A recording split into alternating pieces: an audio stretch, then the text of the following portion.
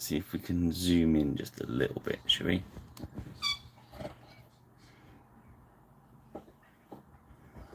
What's that? Let's see. That's about right.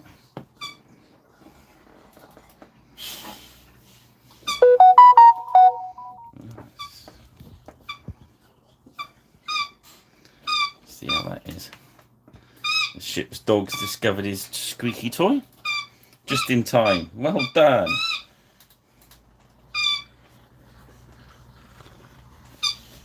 Oh dear. So, the dog has been asleep for the last half hour. I thought, nice. So he's woken up just for you guys. It's nice of him, isn't it? And he's going to play his squeaky toy. Load up with some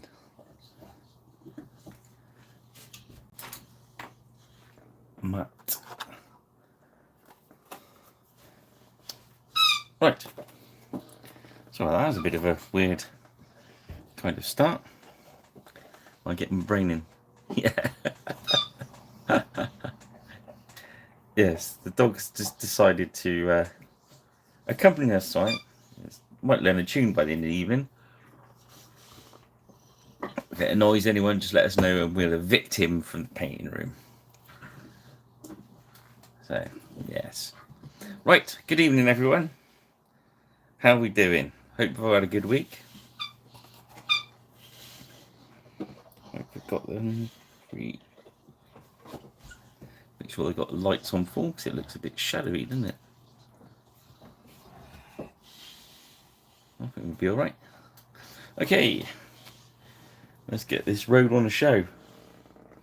So, tonight's victim is the young Harald Hardradda, captain of the Varangian Guard. Gripping beast code SHVA14. Had to write on with a pencil because at some point this has obviously been in the rain. Yeah. So let's get rid of that packet. So here we are. The hard ruler. He's a beautiful mini. In his full varangianness. What a guy, eh? What a squeak. He's very fond of squeaky toys. Allegedly.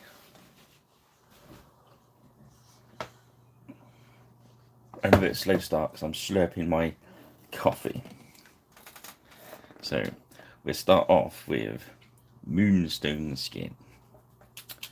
Yeah, so Harald Hardradda,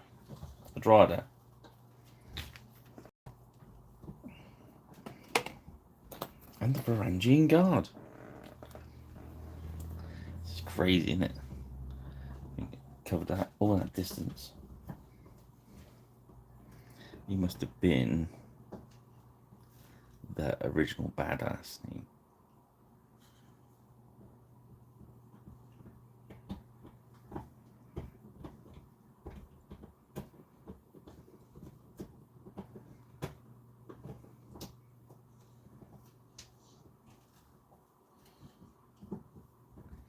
Oh, this one's a metal one, mate. But you're right, the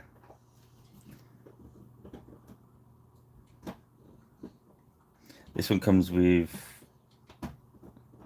the two weapons. You have to glue them in. They're on little balls that slot into the arms. I just drilled it out a little bit more, added a bit extra glue, but the axe is quite thin. So whenever I get something like this, I keep it inside, make sure that the weapons are inside the base so it's got some protection. The other thing I do as well, if they're particularly fragile, is I'll have I got any on the desk? No, I haven't at the moment. But what I'll do is I'll get a little bit of slate and actually put it underneath the axe and glue the axe to the slate as well. See what I mean? So it can't be pressed down. You can't really do it with the sword, but you can do it with the axe. It just looks like he's resting his axe for a moment.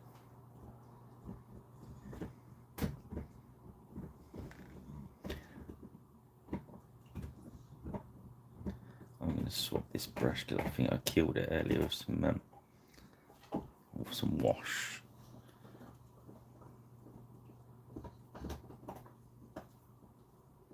We'll just get the base colour of the flesh on first.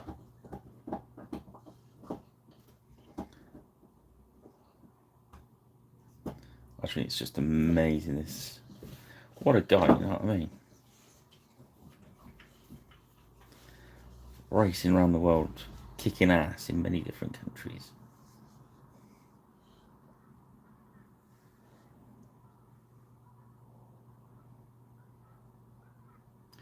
No, this is the Griffin Beast one. They've only ever, they didn't do a resin one, just lead. Not lead, you know what I mean, metal. Metal.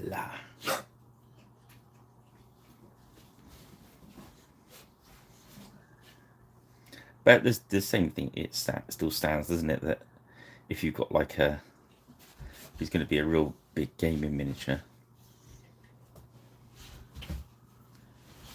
try and be as protective of it as you can, build up, you know, that slate underneath is a good trick. I like that. I've used that a lot on the Reaper bone stuff. If you've got something that's very bendy or it's going to droop, because they do, the old bone, especially the old bone stuff, is get some slates on there, get slate on there, support it. Use super glue to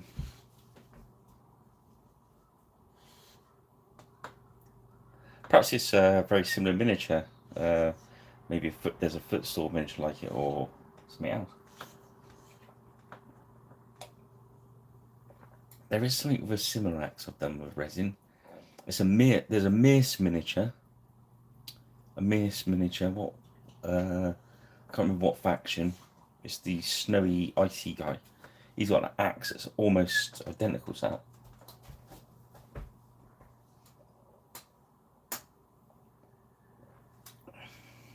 The miniature is over there on my left somewhere, but I won't dig around and find it. Just grab a new. Let's use my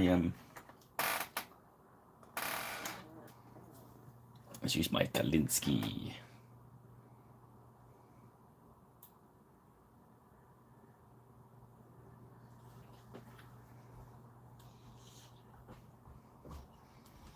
Cool. Yes, he's certainly badass all round the world. Comes to England, gets kneecapped. There was a lot going on then, wasn't there, in fairness? Right. Oh, I'm in a silly mood today.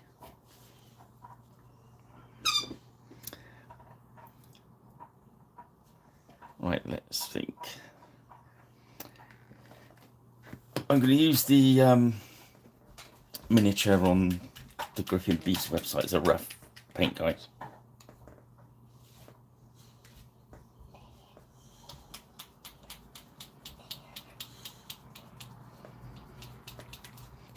Yeah.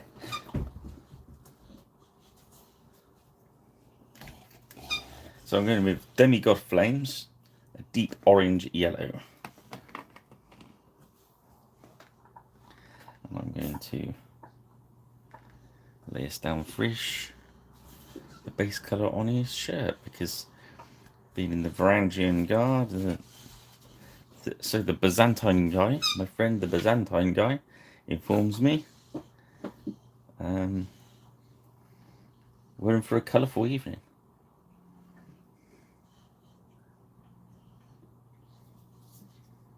So let's get involved, let's get it going.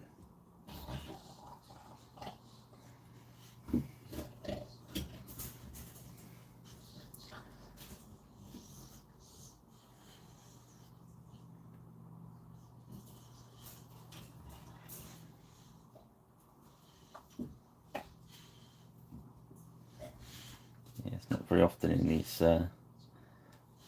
in Saga, especially in the Dark Age kind of field, but you don't often get to do the mega bright colour jobs. Yeah.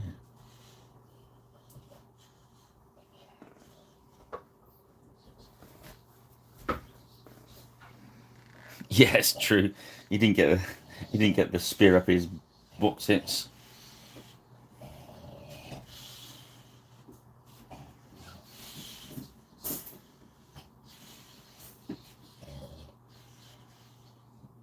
I like to think the guy that had the spear and went under the bridge turned to the guy next to him, passed him his beer and said, "Hold my beer, watch this."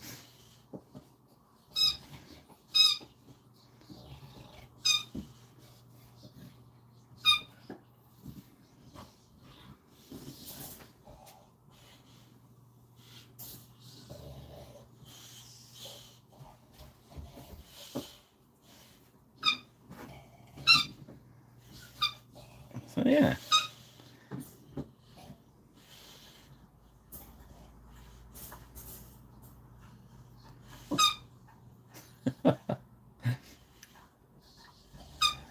So what's everyone painting then? Anybody painting at the moment, or what are we painting this week? Do discuss.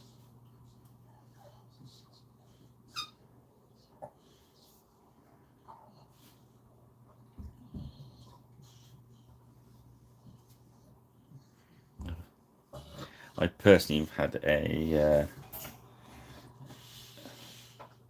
chance to.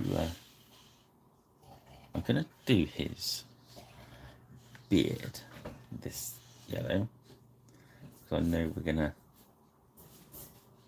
use a lot of different colours, so that will work. He's wearing it in the Varangian style, apparently, allegedly. I think that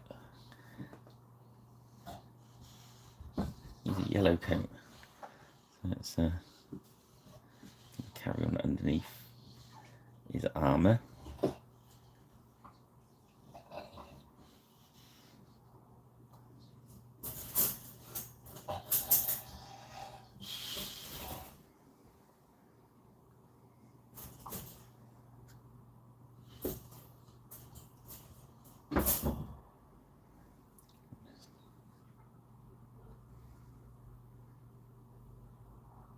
Good coverage from these paints, as you can tell. I'm actually still watering that,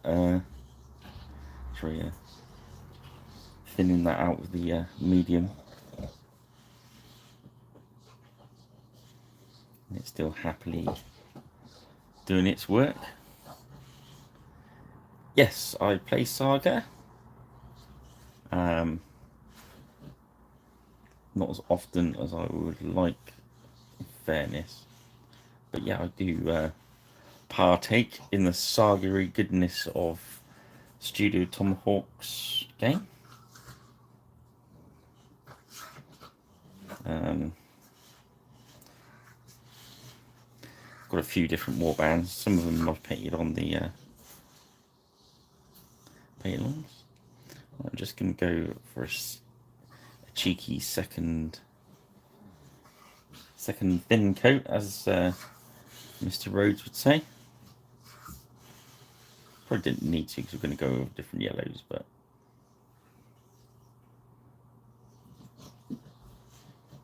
oh, that's a shame. Yeah, I've painted the advertising stuff for somebody.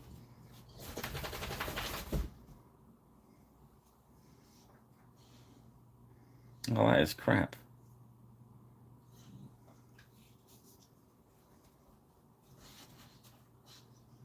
I'll have to tell the Bazanrai guy, because he's a bit of a soft spot for those.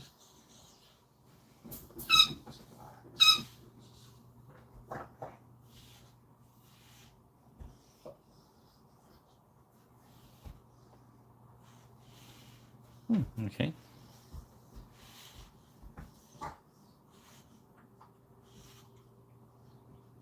All right.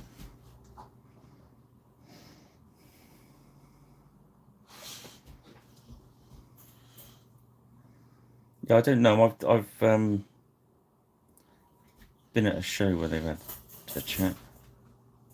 I think they were talking about, what was it?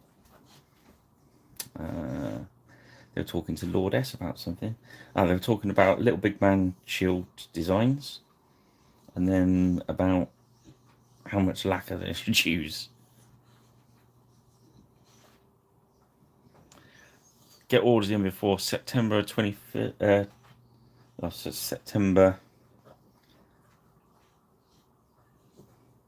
Let me put my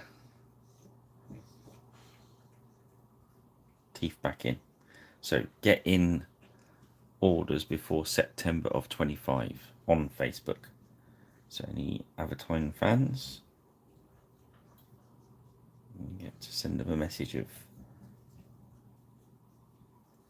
how much you love them and stuff. Okay, so it was the Lombards. I painted loads of Lombards for someone.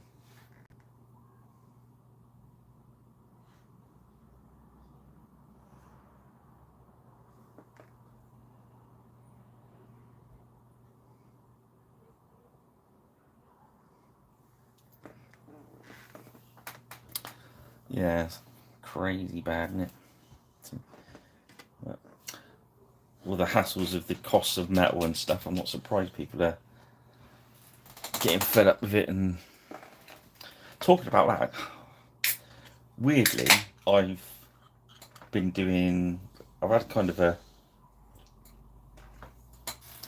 had a little tiny commission to do this week, so I've managed to do loads of odd things around the paint studio. So I've been stripping off old miniatures and finding old ones that are in the blister packs that I got. That's interesting. We're going for a resplendent red, which says it's a dark red, but it's a very orangey red. It's of those of the right age, it is the same as the TSR AD&D paints. It's the same as the old dragon red, which is a great colour. That's an old one. Yeah, so what was it? Yeah. So listening to the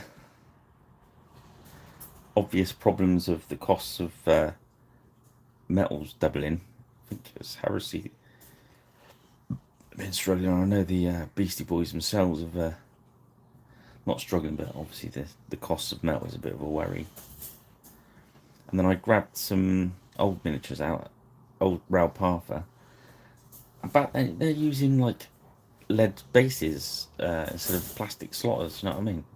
You've got lead slotters, and you're thinking there's as much lead in the base as there was in the miniature. It's crazed. I was tempted to sort of put them on the bag and give them to Beastie Boys and say, chuck them on plastic bases instead.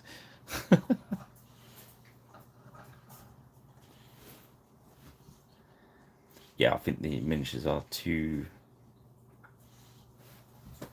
good to. They do the yeah, they do some nice stuff.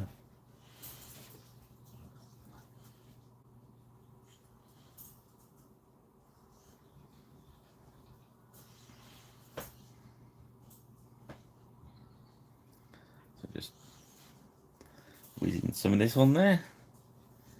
Usually I'd go down the darker red end, but where he's gonna be very flashy, we're gonna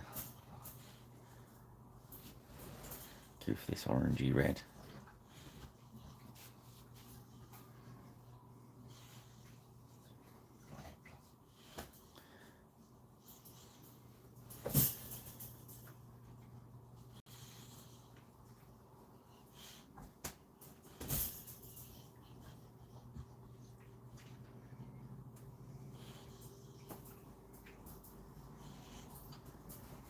Yeah.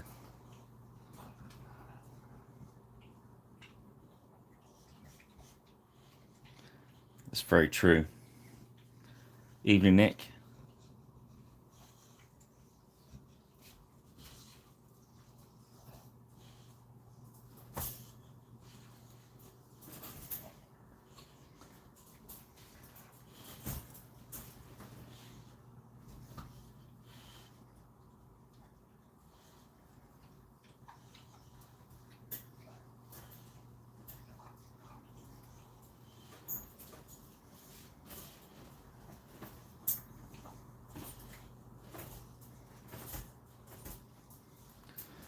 His orange juice.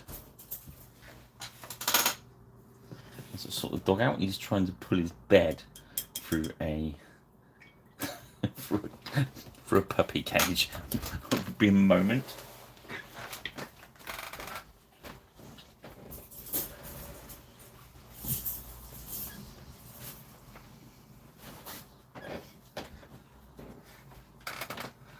Oh dear. It was right next to my what's it called? Maldrakkar, you know, the Tiamat kind of allegedly Reaper thingy bob. You know the one. Okay, so he's looking quite bright already. Let's see what green are we going to go. We're going to start with Guardian Green. Yeah, all my Saga armies are, as you probably guessed, are freaking beast stuff.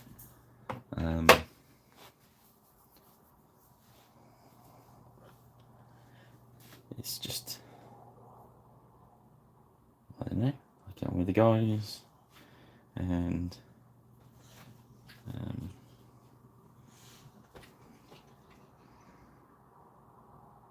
it all works in well together.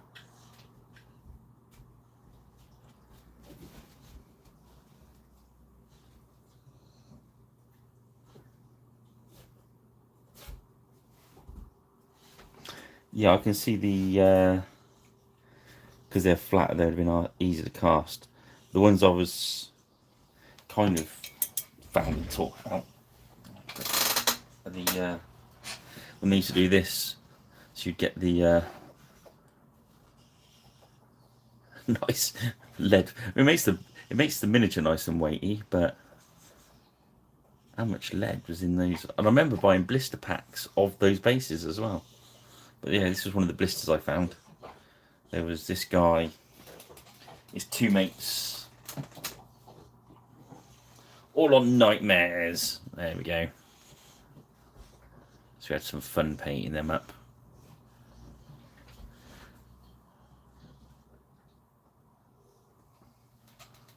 And then the one that was on foot with his spear chasing down. You don't like Victrix.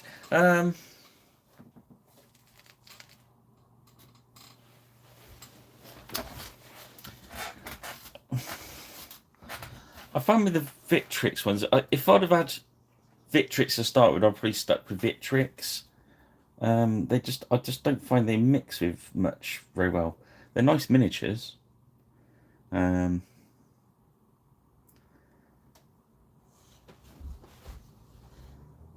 But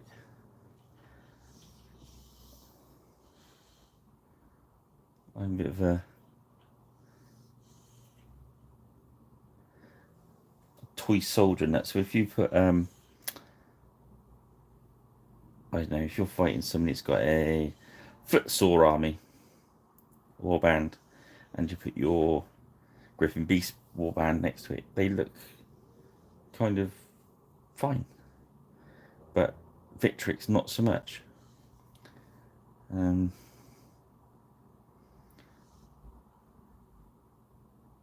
But in fairness, if I was doing a Victrix army against Victrix army, that would be alright. So yeah, that's what I mean. Yeah, you get what I'm saying. Evening, Rich. And it's not like I like all miniatures, me. I'm a bit of a miniature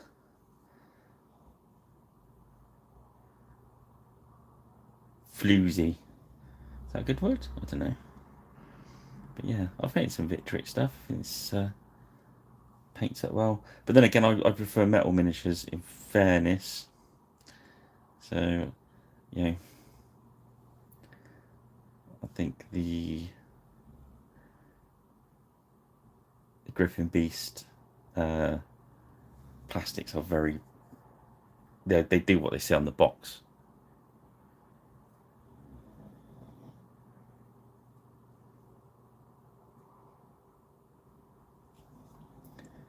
You know what I mean?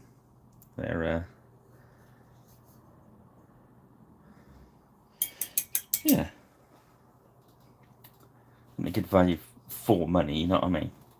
And I think probably the Victrix ones look better in a lot of cases. But like I say, they just, for me, don't quite blend in. But then again, other people don't mind that, so it is horses for courses, isn't it? Let's trying to do these yellow sleeves going behind his armour there as well. Just run it in.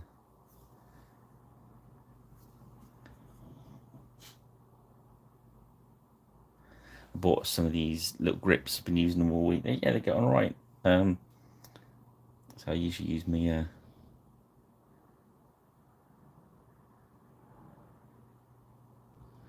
blue tacky ones. But I think if you go on Amazon at the moment, these are usually a tenner. You can get them for about £6. So, well, okay.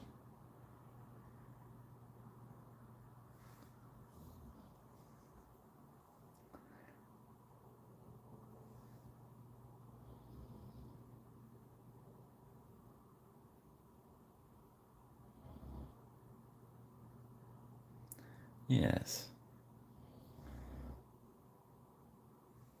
So what else has people been painting?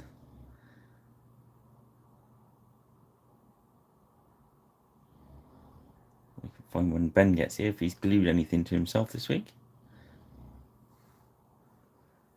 Let's see if Ben drops in, I suppose. There we go. So that's base yellow behind his armour there.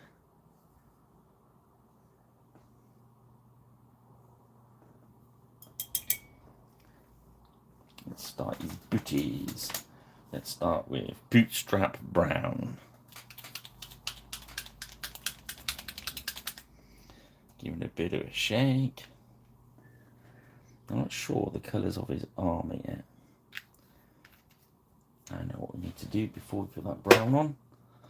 We need Crusader Skin Speed Paint. There's a little drop of that. This has only got hands and face to do.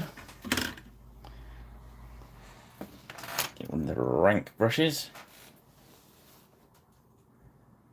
I'm just gonna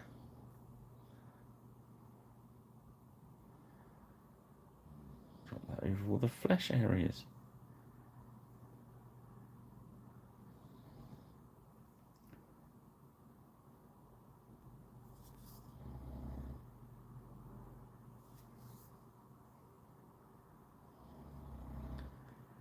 The snoring dog now.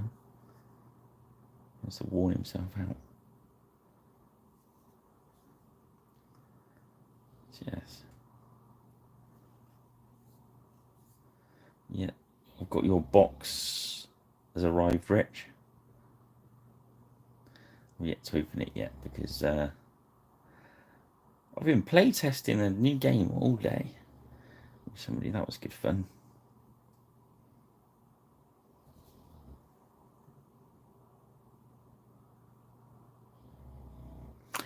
It's Byzantine. Yes, he did.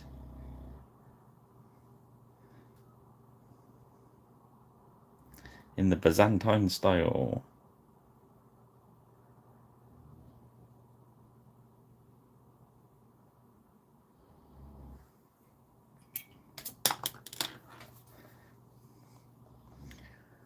I guess, I don't know. Don't know if he actually had that, but that was definitely the beard style of the time, I suppose, as it were.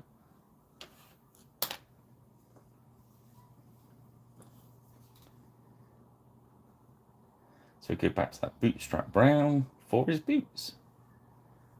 I'm just going to lay that down.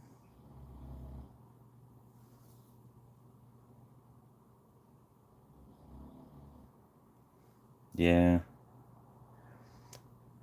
It's, I'm not an expert on him, in fairness. I know a man who is, though. If you look up his website, the Byzantine guy. Strangely, he has got nothing on there about the Byzantines, but has got a couple of old battle reports. And there's one about, they've kind of done like stories. There's one about the Welsh and the Normans, and there's one about the pagan race, I think. I'm not sure if we finished that one or not. It was a few years ago. But he's no,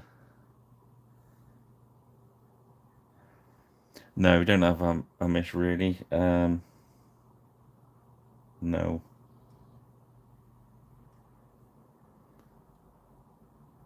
We've got Brummies. Does that count? Any Brummies in the house?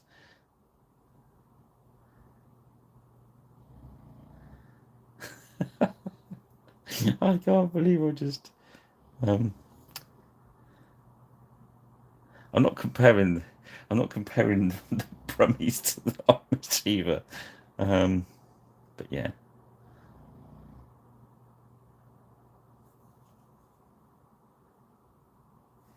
Are the Amish, are they the ones that I'm not, excuse my ignorance, and I don't wish to offend anyone with it, because we only see like on films really, so it's Hollywood knowledge. Are they the guys that always seen without technology and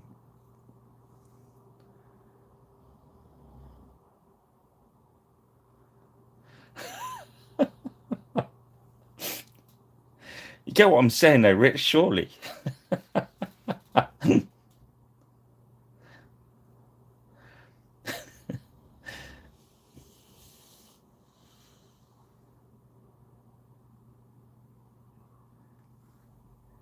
I get you. Yeah. Yeah. So my first thing was pretty much right then. Well, I'm not going to say anything. I'll let you deal with that one, Mr. Ultra.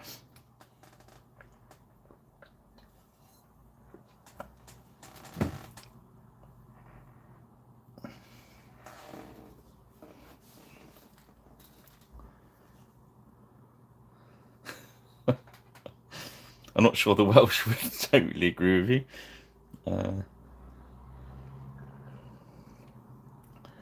But probably certain parts of Wales can't argue that fact at all. I think that's fair to say.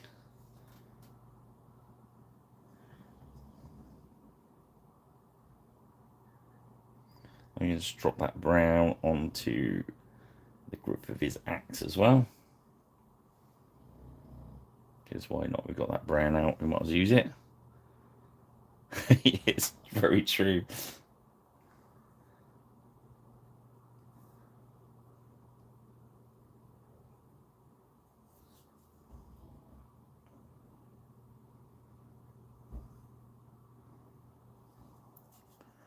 I'm not sure how the Amish's horse-drawn wagons would deal with the valleys and mountains.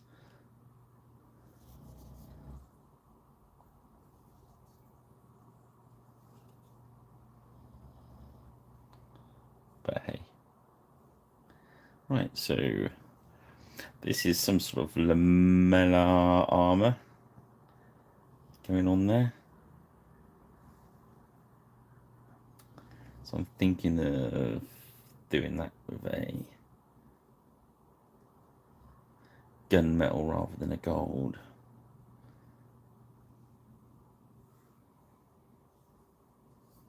Yeah, I'm quite happy to go along with the Harald Amish beard thing, because he's not really around to argue with, is he? In fairness. So yeah, that's cool.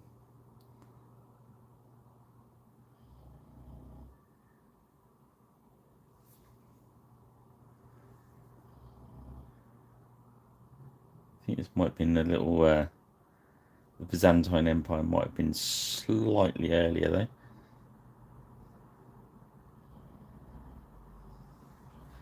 I'm just in the straps on his armour. We do his sword. Is there anything that's going to be leather? I was going to do it in black, but I thought, well, why not this brown out? They look cool.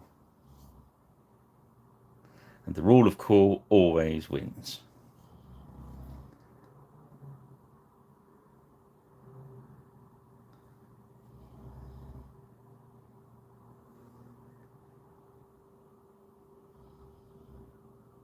So just tap along there.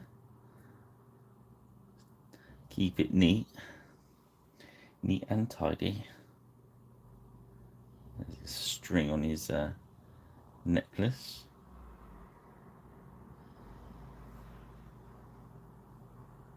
Nice.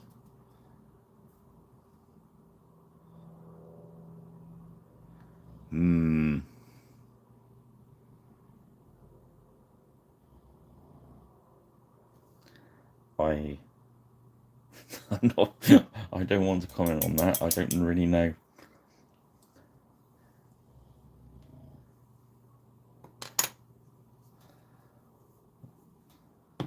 It's a big old. They had a big old area, didn't they?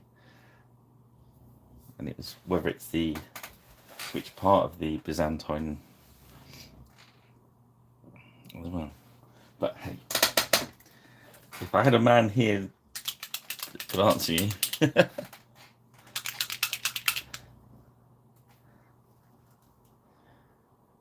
They wrote many books on it. Right, we're going for gunmetal now. I'm a mere paint flinger.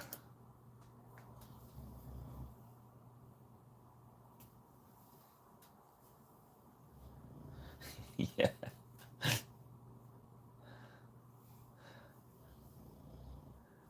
They raise a lot of barns, don't they? And Vikings raise a lot to the floor. So they've got things in common for sure.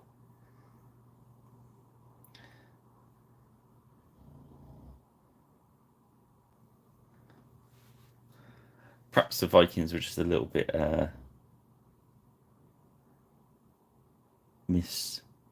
misread. So when they turned up at Lindisfarne and they were just trying to help them raise a barn.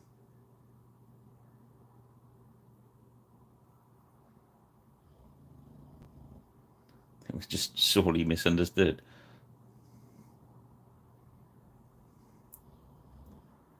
So I'm just going to whip round, and I've put a bit of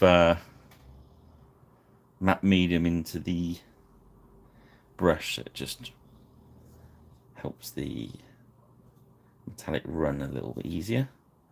It does kind of get gloopy.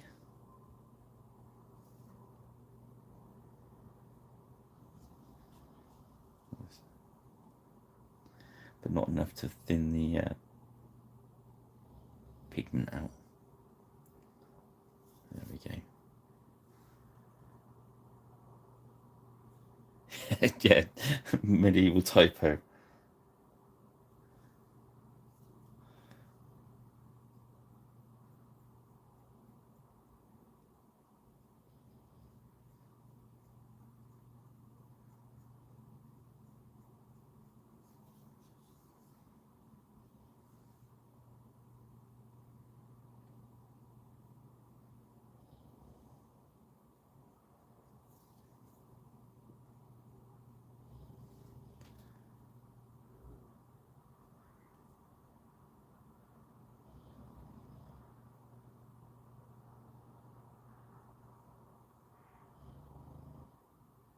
Oh wow.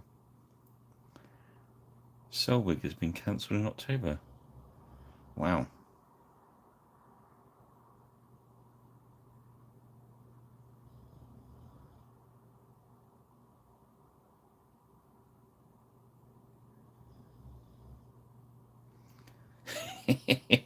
Yeah. Yeah.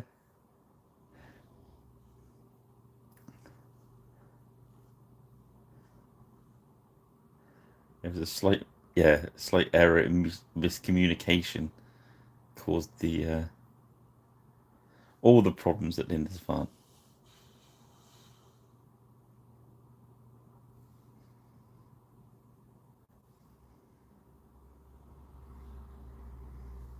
It was a clerical error.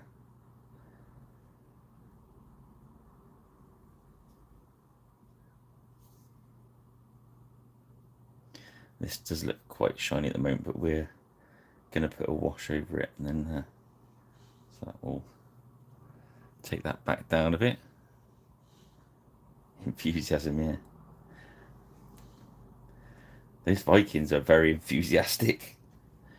Fire! Oh look, those guys, those ships have come to help us.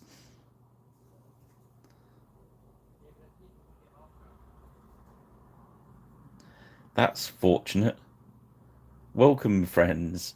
Thank you. In our hour of help, in our hour of need, God has sent you to help us. Oops.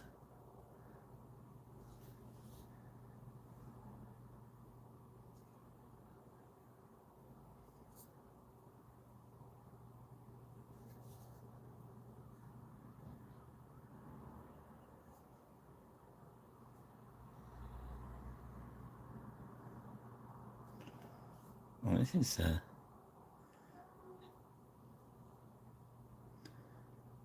bright looking miniature, isn't he?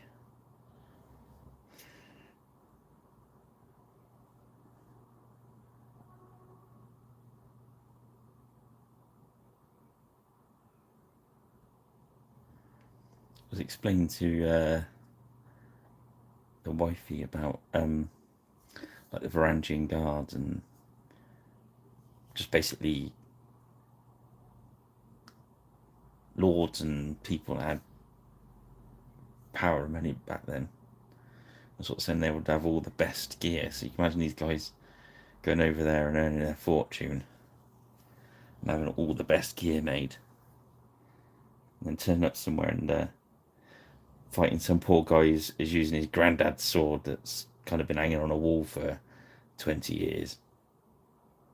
And then one of these flashy new kind of awesome swords.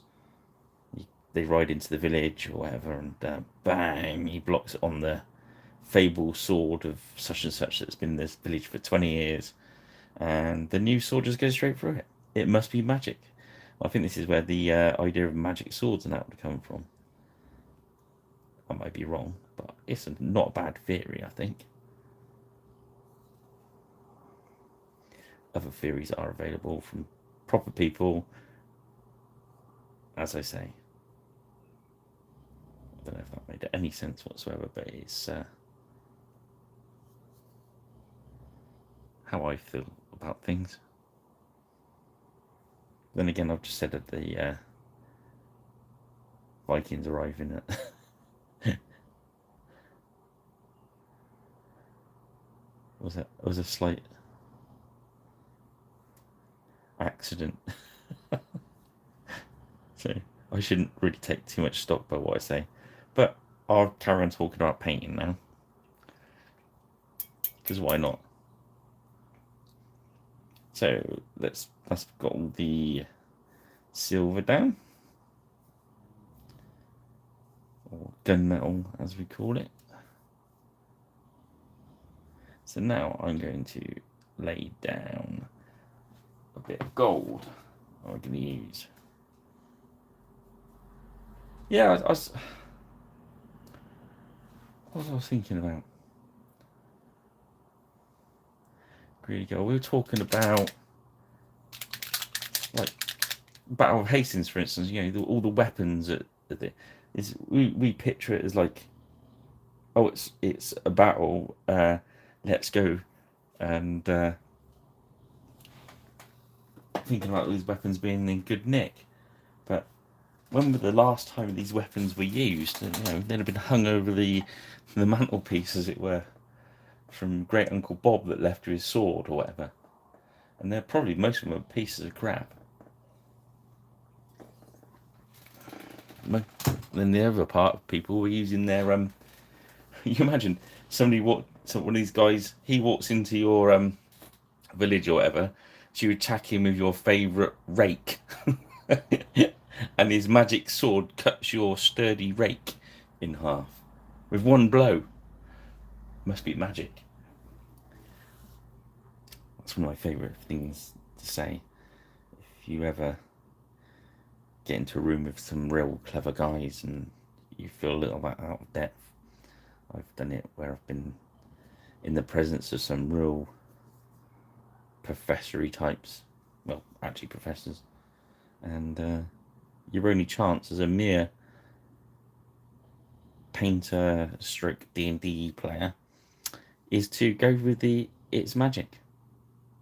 If you can't explain it, can't argue it, go with the medieval it's magic, because who says it's not? Right, I'm going to go for some gold in there just because I can. I just want to break up some of that gunmetal. I think on the example on the beastie page is still silver, but I say we're going to use that as a guide. The score guys, draw miniature, paint it as you like.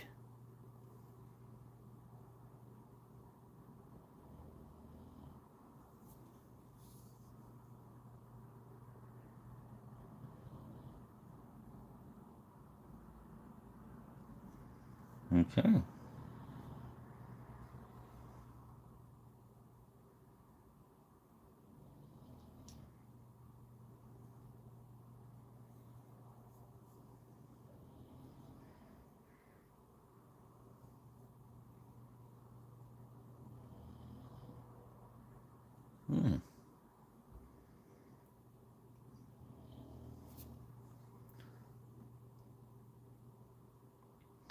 I'm not sure, but the dog's snoring. Does that answer your question? There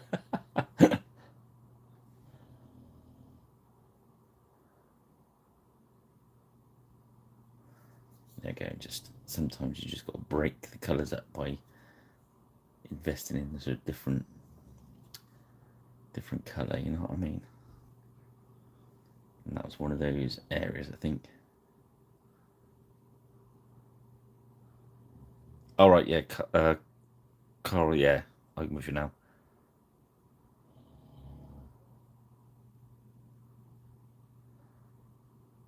Yes.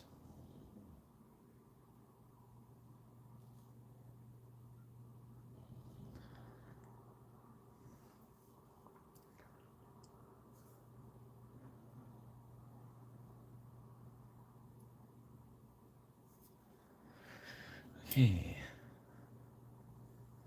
I'll put some washes on there soon. We're gonna wash this like crazy. We're gonna put some. What we're gonna go up to? We're gonna do worn stone, which is the base of our. There's a sash. We're gonna do like a white sash around the middle. Notice there, if it doesn't go, it means the ball bearings have gone into the nozzly bit.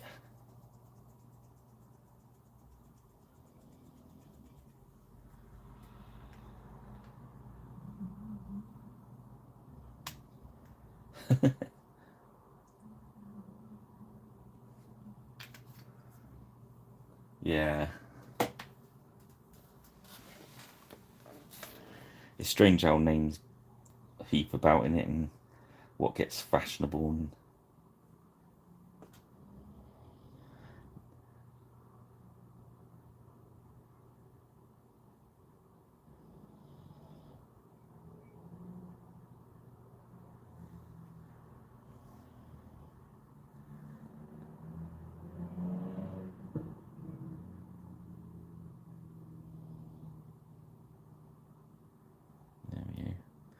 That's the worn stone.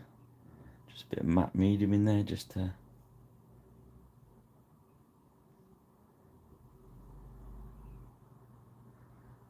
thin it out a bit.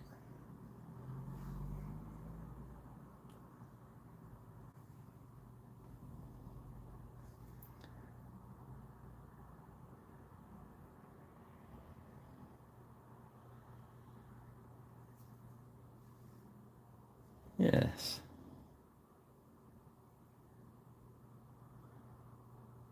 It's been quite a voyage of adventure this week on the old miniatures front. I don't think I've done any historical painting this week. It's all been old Raoul Parther and old Grenadier stuff.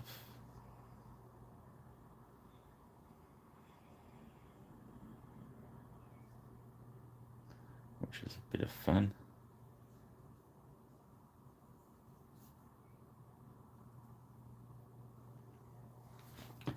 The ones I just finished. I'm throwing them up on the website just before, about 2 minutes before I come on camera. So that's cool. Okay, so that's all our base colours on. I think that was the swords, scabbards. I was going to go for black on those. I don't usually use a lot of black when I'm painting. Just literally because if you're trying to leave things in shadow, you know what I mean? You can use, because this is Zenithal highlighted. It's Zenithal undercoat, sorry. You can literally leave the shadows black if you want it to. So I don't tend to use the pure black on the miniature very often. This black is a very thinned down, it's actually army paint black in there at the moment, but it's thinned down with the medium. So when I paint it, it's easy to get to transparent, which is quite handy. If you're in a big area of it, you can let some of the highlights sneak through. But we want that sort of laminated look on his.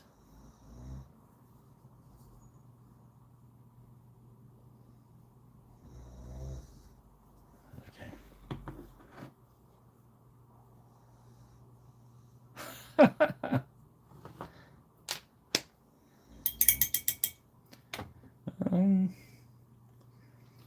Don't know really. That sounds like a trick question that if I answer I'm going to be slated forevermore. But we'll play along. I'll go for, I don't know, some sweet and sour chicken. But I don't really go to Chinese restaurants really, in fairness. That's more like a takeaway stuff. As it were.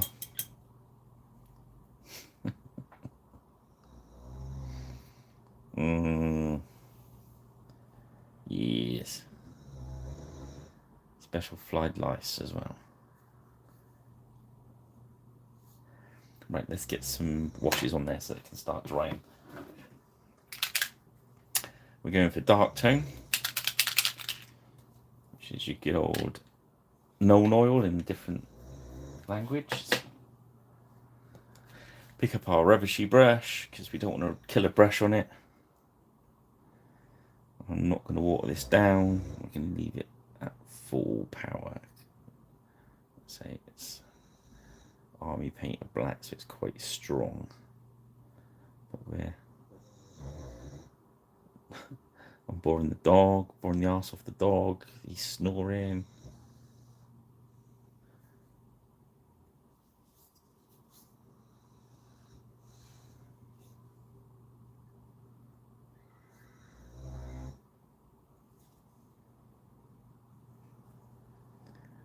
just keep going with that. We're going to come back in a little bit later with some silver to highlight all back out again.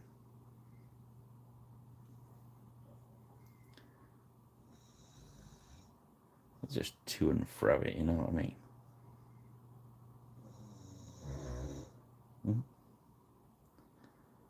Proper snore, isn't he?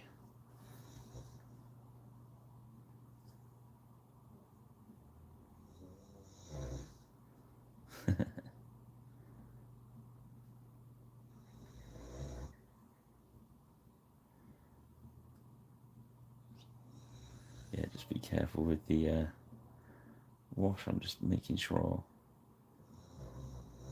nothing's pooling anywhere. Is you just wick it away.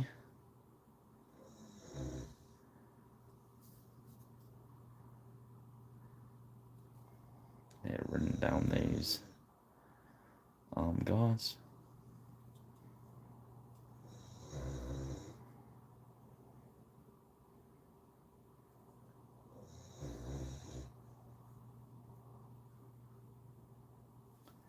And drop down his sword.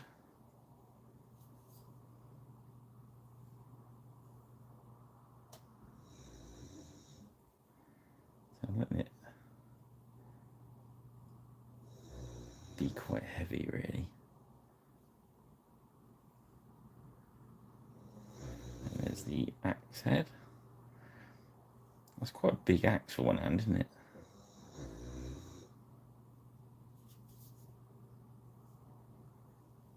Oh, hey ho. Well, that's all right for that.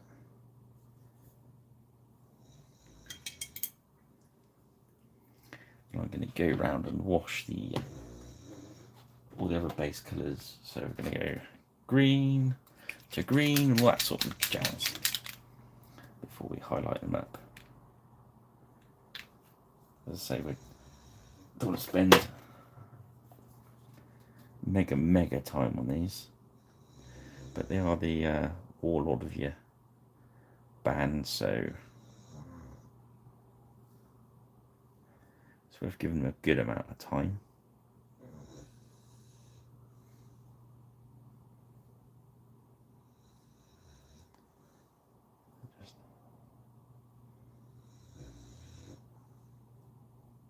There's a dark green as well, and a military shader in there too, which are quite cool.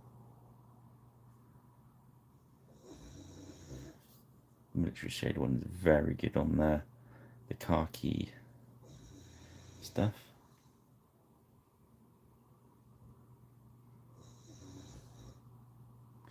There we go. That's just picked out the detail on his padded thing.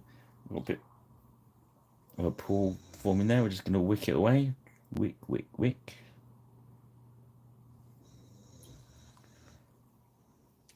And next, we're going to grab. There's an orange tone. This one does need a bit of a shake.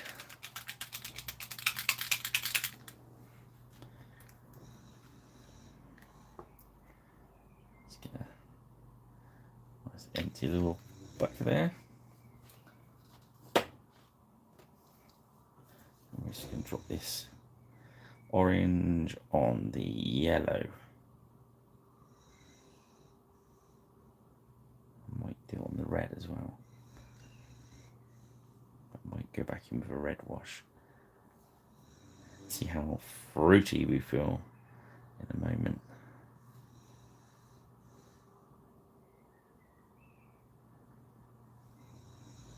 I think we're going to go back in with a red one on that.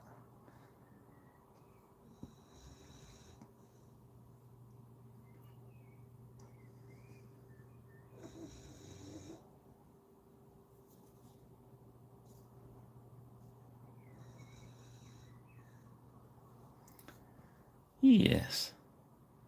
So just letting that run in all the neat little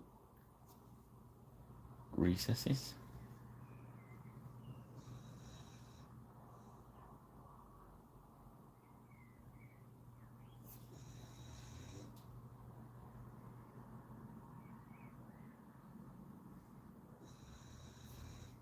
There's no shield for me to freehand tonight.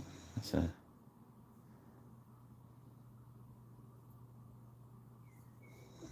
I'm just going to drop a little bit of this into his beard. Take some of that yellow out of it. There we go. Just want to give that a good covering. There we go. I'm leaving it to puddle up as well because we're going to go back in with another colour, so I'm not too worried about it sort of tea staining, as it were. And we're just going to go for the red tone. They're hitting everything with tones, look at that. Gone tone crazy. Some miniatures ask for it. I mean, we've not done it for the last few weeks. We've been offered the tones, but this sky, of all these colours, you want to push your contrast. So this is a neat way of doing it without doing too much work. So we're being a bit lazy. That's cool.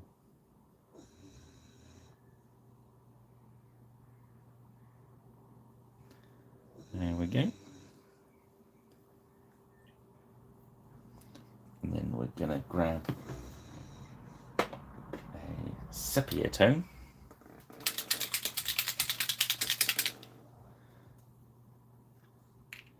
And just a little bit of this, because I want to put some medium with that.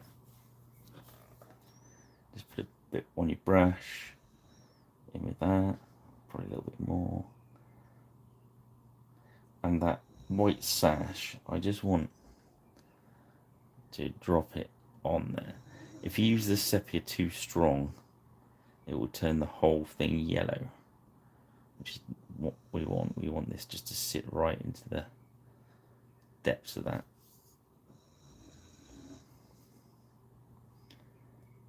That makes sense. So we put that on, wash our brush out, and I'm just gonna wick some of this out. So wick, wick, wick. Let's move it around a bit. Wick, wick, wick. There we go. So it's going to give those sashes a real nice dirty shadow. Dirty shadow, you dirty shadow. Right. My new fun colour for hand grips. Mouldy wine. Deep purplish red. That's what I do. I think this looks great as a hand grip. It makes it look a bit different. There we go.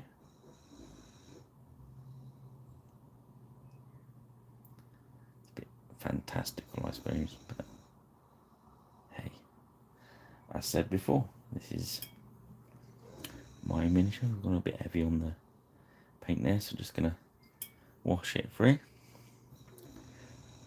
And just wick that away as well with your brush. Going back in with a dry brush, just to soak some of that paint up. There we go. So we've got the grip back. That's where we put too much on. There we go.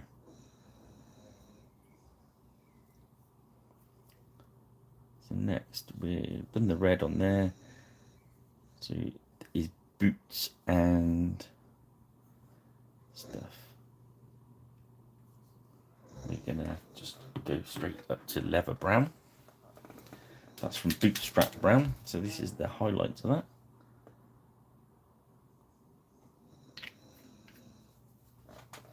Let's get back to our little fine brush. Well, Klinsky one.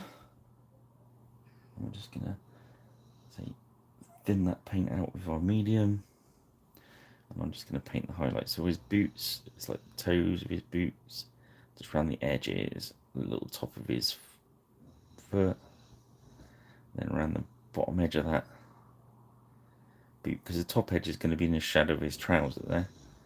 So So we're going to go around. Don't go completely around it, because it'll just look like you're painting a circle around it, which is not what we want. We want it to look. So that's going to come out from the shadows a bit. A little bit there. So right around the bottom edge. I'll leave little gaps like that, so just it makes it look a little bit more realistic.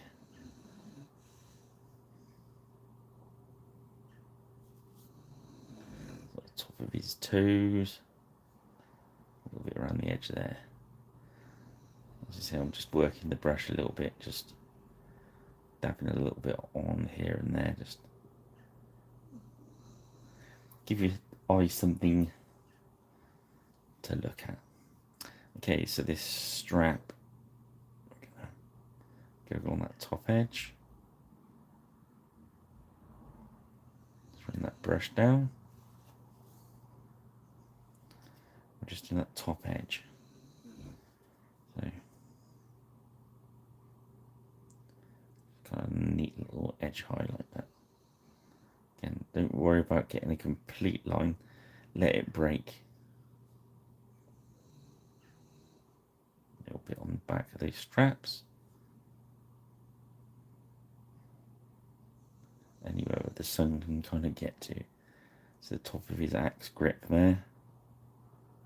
Oh, we could have done that pink as well, that one, couldn't we? And he could have had matching ones. And this paint is strong enough to do that. I shall show you. Because then we can paint the wood just a straight brown. It's going to give us a nice contrast. But this is got some serious coverage when you want it to, this Fanatics paint.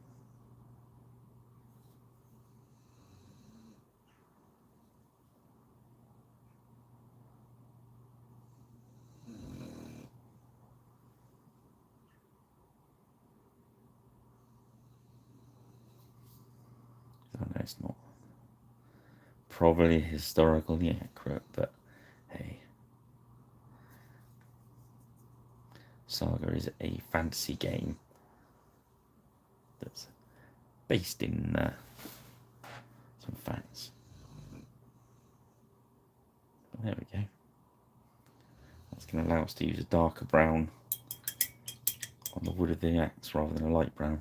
So we've got enough light colours going on there already. So we're going to go straight for Tree Ancient. Ah yes, DJ. This is, let's get the packet back.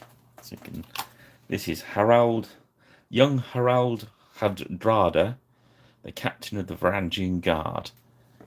On the Griffin Beast site, if you put in SHVA 14, you'll find him. Yeah. So this is when Mr. Viking King himself was a bit younger, and he was playing in Byzantia. Being all Varangian like. Yeah, it's quite a cool miniature. I quite like this one. So yeah, we're going to go with that Ancient Tree, or Tree Ancient it's called. It's a bit of a strange name, but you get the gist. Just put a bit of medium in there. So usually I'd use a more sort of yellowy, piney looking colour. Because usually we're using a lot more browns and stuff in this sort of painting, but he's in his Varangian Guard gear, so he's all very bright and funky. So we're making the most of painting bright colours on Saga miniatures. When you get the chance, you got to do it.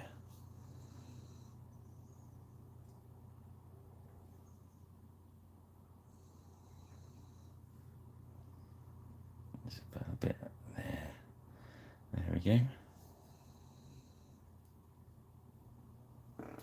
So we're hour and 10 minutes in we are. So you're doing all right, I think. He's starting to look He's starting to look the part, isn't he?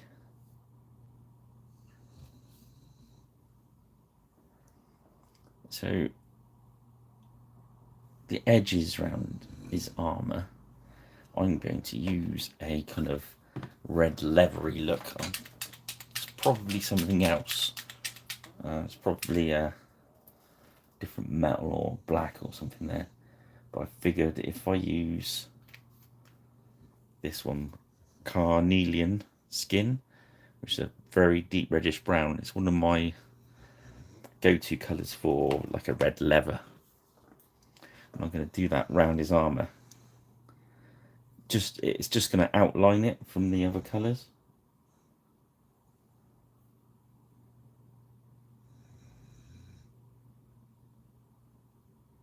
Cheers, Rich.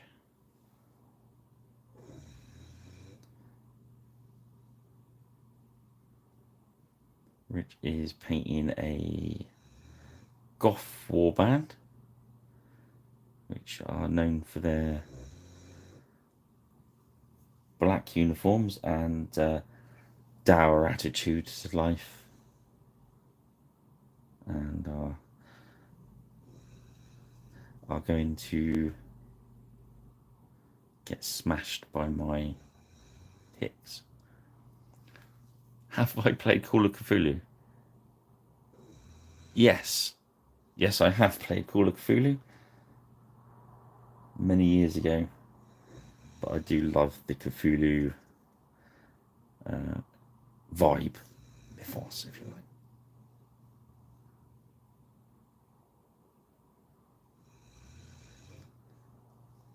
I have actually got some. There was a company, Bearhead Miniatures, I'd done their Kickstarter for. They actually had Cthulhu pups.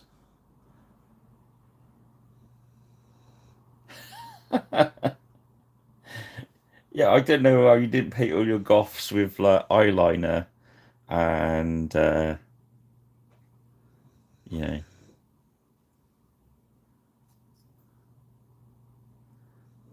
sad faces and stuff. My favourite thing if I see a goth is I tell them to cheer up. Do you want me to see if I can grab some Cthulhu pups? I stand up in a sec and stretch my legs and grab some Cthulhu pups off the shelf. I know they're up there. They might be a bit dusty. We shall see. I think it's going to have to be a battle report, in fairness, or even a live.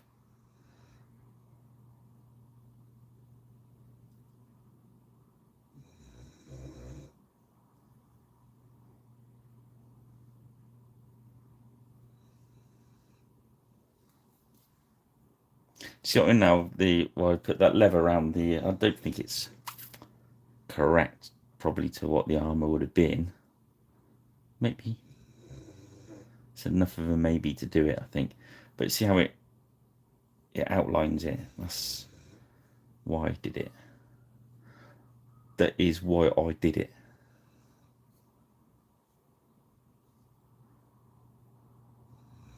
And then we're gonna put. That's all the leather bit. Let me wash my brush out. Okay, DB. Let's see if I can find it. Ugh. Yes, I can see them straight away. 1, 2. This is Bearhead Miniatures. I'm not sure if he's still sculpted or not. I don't know. Very nice chap. Let's give him a quick dust because they're embarrassing.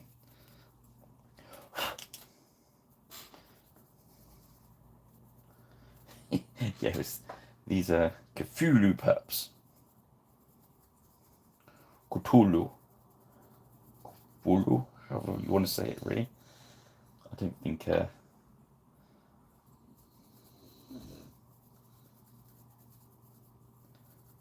been dusting miniatures this week as well, which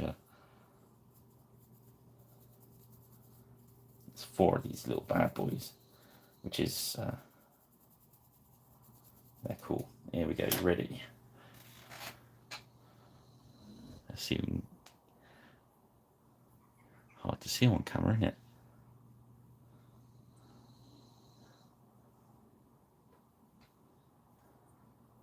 Little pups. Got 4 little pups.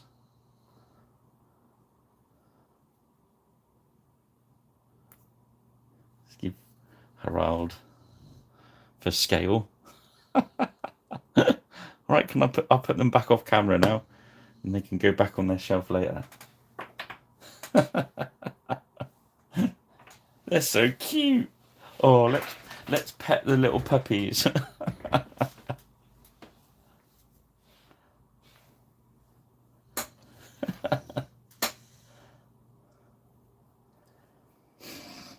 Right, back to a painting. Get back to work. Right, so now our washes are still drying on some of the colours. We put the one on the flesh a long time ago, so we're going to go up to the next flesh colour. You can go back to, if you want to keep him very dark, that was our base colour. Now we've done the Crusader speed paint, so you can actually highlight it out with that, and that works. But we're going to go up a tone, because we can.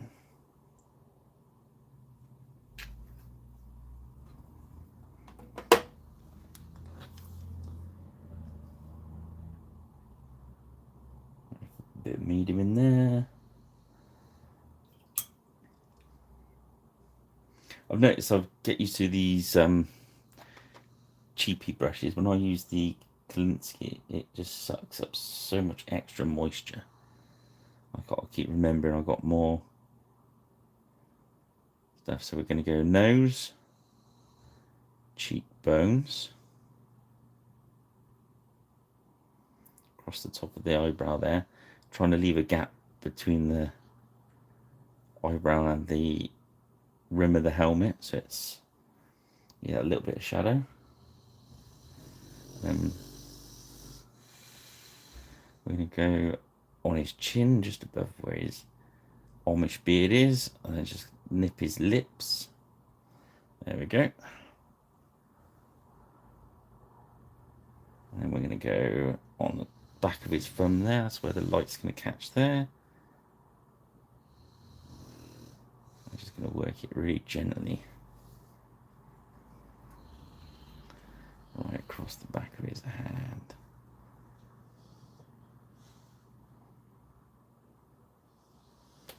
I'm not going to go down his fingers because they're underneath where it's going to be shaded.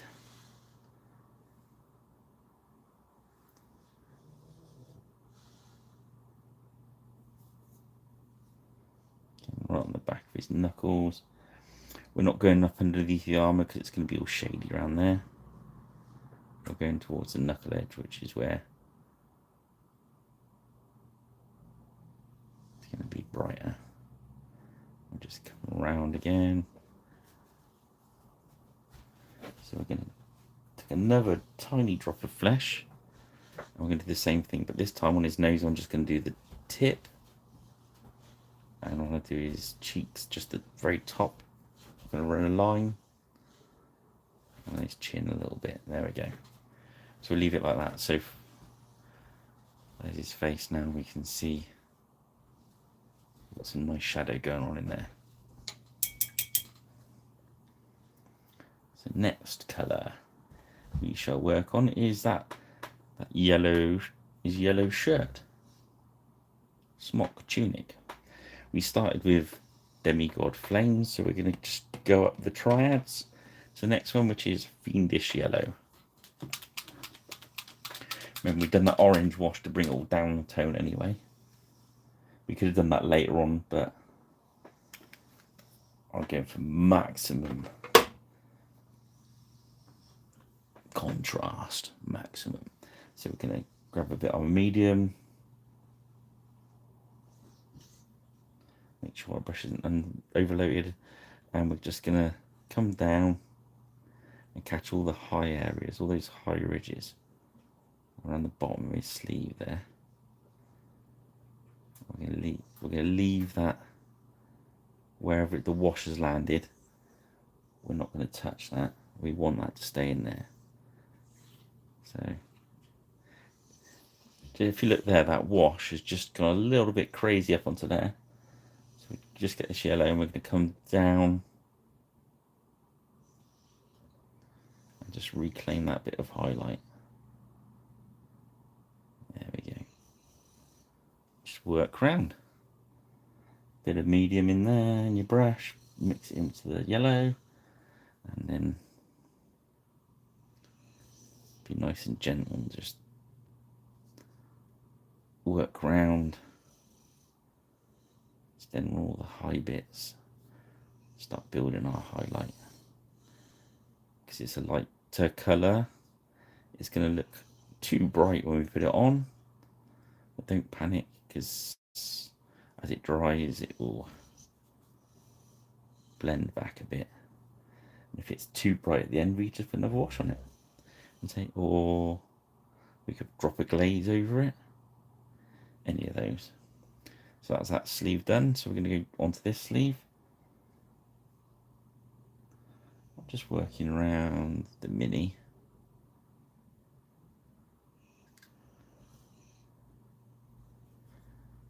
Leaving any areas that are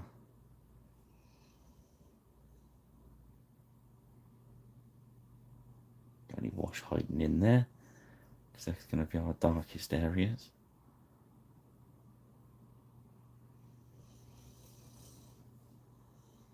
A bit more medium in that. You find that they run better when they're got a bit medium in these paints. And of course it works for us because as we fin it, we're making them more transparent, so we're showing the colour underneath anyway, so it's naturally making our blends easier. So I'm going to go round here. We'll just go down around the edge of the thing, because he's going to get a lot of shadow from that armour. So we're picking the high areas and the edge.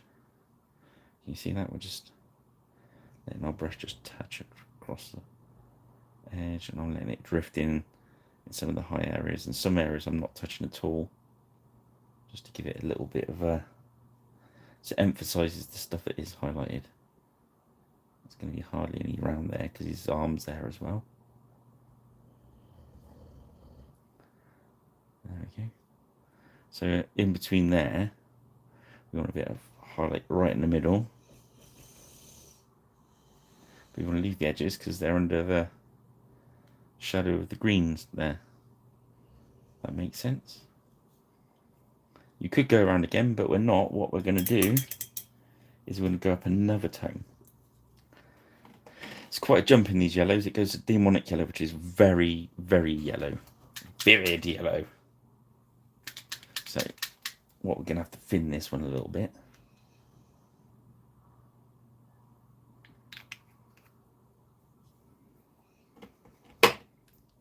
So let's get this better unpacked. Can you see? Yeah. So we've got a little bit of medium on there. Just drop that into the edge of that yellow. Tease it out. And we're going to wash that because you don't want a brush full of yellow hitting our miniature.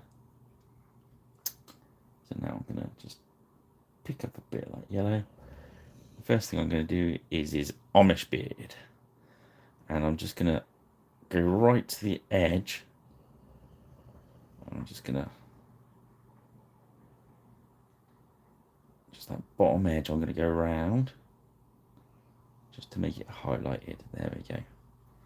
See that? Probably won't see that on camera. You will do tomorrow morning when I take a photograph of this in the light box. Put it up on Facebook and Twitter and stuff. So now this yellow, I'm going to go down those areas we just highlighted. I'm going to go right down the centre of them.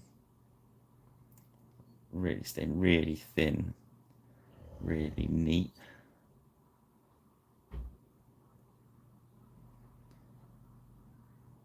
Stay inside, so we're not going anywhere near those gullies that have got our darkest orangey colour in it.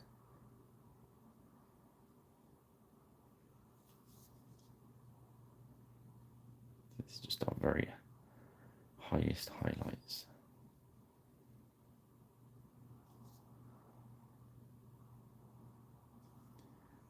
we go.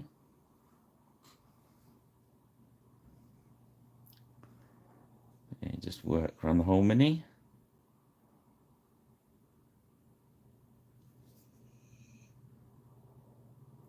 I think Lord S has still, at Griffin Beast, has still been linking all these videos up, I believe.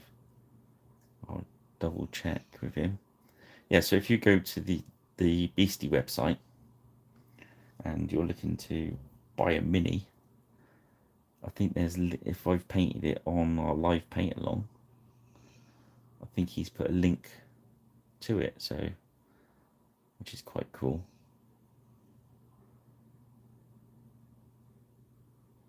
If you want to paint along, you can go there, grab the miniature, and it hooks all back to the website, which I think is fantastic. So you see that? The orange, now we've gone to that very bright yellow. We're just doing some edge highlight in there. It's starting to really pop now, so we're going to go just right round the edge. You want to touch it down, almost like a stipply thing with your brush, but just in the edge, so you get little breaks in the highlight. Because if you just painted a long line, it looks like you've painted some detail, so we don't want that. We want it to look like it's catching the sun, even though technically cloth doesn't. It does look bright. It doesn't shine, obviously, but it's the same idea. You get it. You know what I'm on about, surely. There we go. So that little bit on the back of his arm there's going to catch a bit of light. Touch it there. Whereas the yellow one right underneath is against his body's not, so I'm not going to put the yellow there. There we go. So again, at the end we're going to throw our brush everywhere. At the end we're going to lacquer him as well, so that will blend it all in as well. So that's the yellow. So let's have a look. Green. So we started off our greens with Guardian green, then we washed it back. Now we're gonna jump just to a straight highlight. We're gonna go up on these triads. We're gonna go 1, 2. We're gonna go up 3. So we're gonna jump into the next ones. We're gonna go for wild green, which is a light green. Reason being, I just want to do like a top highlight on them. So it won't be a smooth blend. It'll be like a boom. The light is catching these, because on that quilted looking armor, it's got some pretty big recesses. So yeah, that's the right one. This is green with a lot of white, I suppose. So a bit of medium, just to make it nice and handleable. Make sure there's not too much paint in there. That's fine. Actually, we'll wash that. Make a nice point again. We need a point on those brushes. So as we see, they're all in like diamonds. So we're going to go to each diamond. And we're just going to dot the top point in each one. Now I don't think there's enough room or enough detail. You could certainly give it a light dry brush, would be similar. So just now you see why it's such a contrast, because otherwise you have to do this twice, which will be a pain in the butt.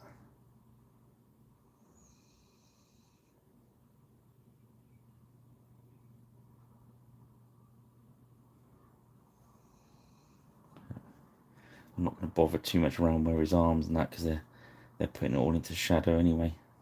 Too much green on my brush there. There we go.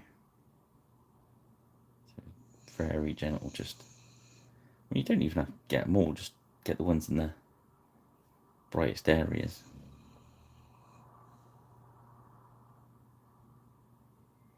Or you could do it directionally, or if you're really light, you could like just drag your brush really light across an angle.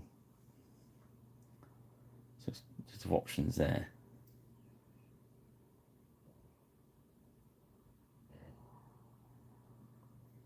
So what I'm doing now is just laying the brush on the edge, highlighting them. I'm going really gentle so the bristles aren't even pushing into the gaps. I'm using it directionally to make a nice shape. And there's that ridge around the edge. We're going to do the same on that. We're going to run a little bead, not completely. It's not a stripe, it's a highlight. So it's like along the bottom there, little way, come off the gas. So a little way, then come off the gas. There we are.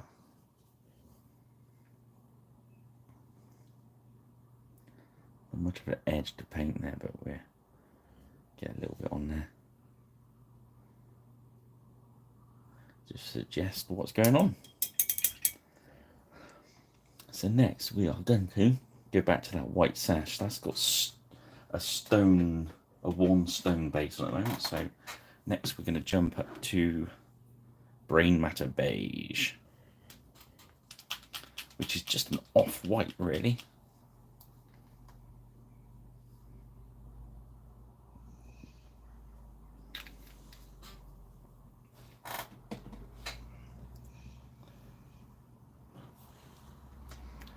So yeah. Oh, I was just I was gonna say goth bashing, but that sounds like it's going to be against, going to get me thrown off of YouTube. So Brain Matter Beige, I'm just going to highlight this. So we're going to leave the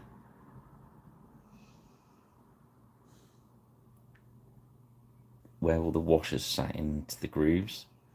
We're going to stay away from that, and we're just going to let the Brain Matter Beige pick out the top for us. So if you look at that one compared to, that's obviously we're not done yet. Yes, for those who have walked in on that, that's not, yeah,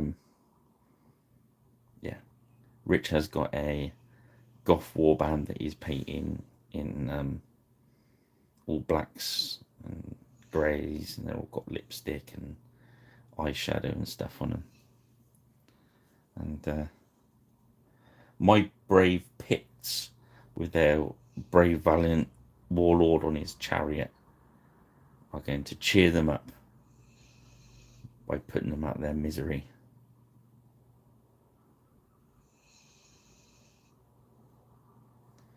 There we go, so that's the white there done.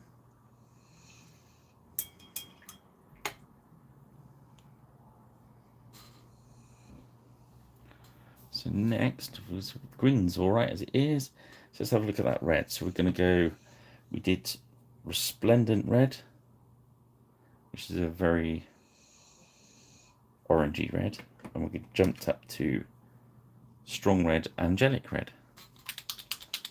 And these are very orangey reds, so that's why I've got to pick these to go with the yellows rather than a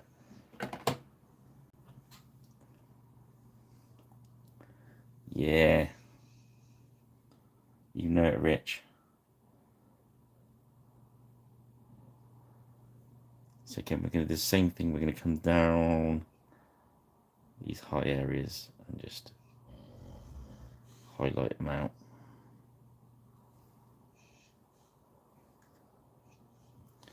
This is one. Some of these, I noticed on these triads, some of them are closer to each other than others. So it's just getting used to which one's which.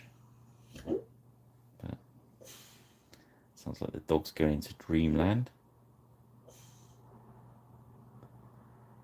He stopped again. He's making a really quiet burbly sound.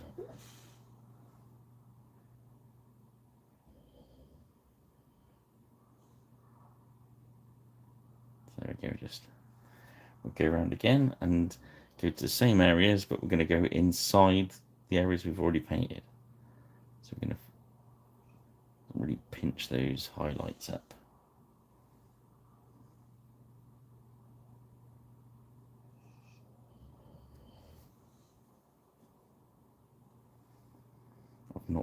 I've not thinned this out as much as the others. I'm using this quite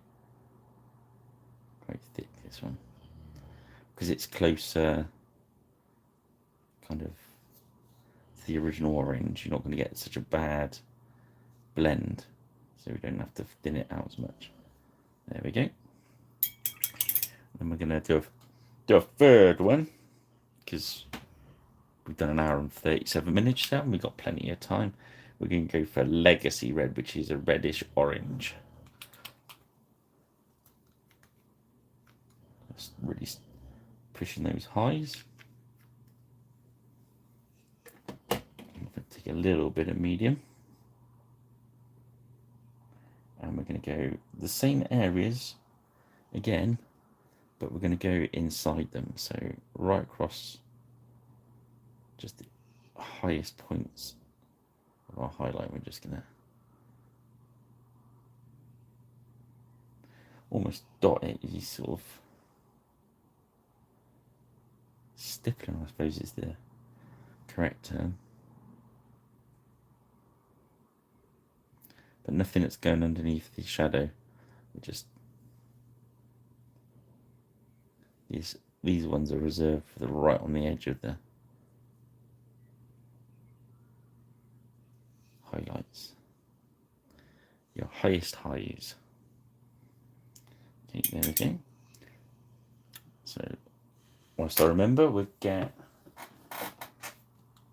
one of the new tones that were never around before, magenta tone. And those handles that we did on that mouldy, is it mouldy wine? Yeah, mouldy wine. I'm just going to grab a crappy brush and drop.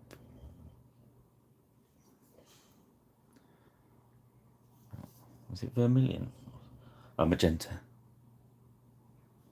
That magenta wash on top of that mouldy wine.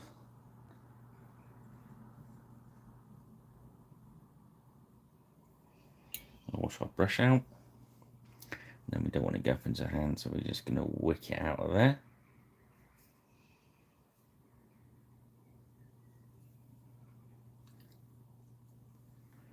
That's all right on the dagger handle. That's cool. He's come along now, hasn't he? So let's put. Let's take that orangey red from earlier. That's the first one we had. Resplendent red, and on there's a bit around his scabbard. So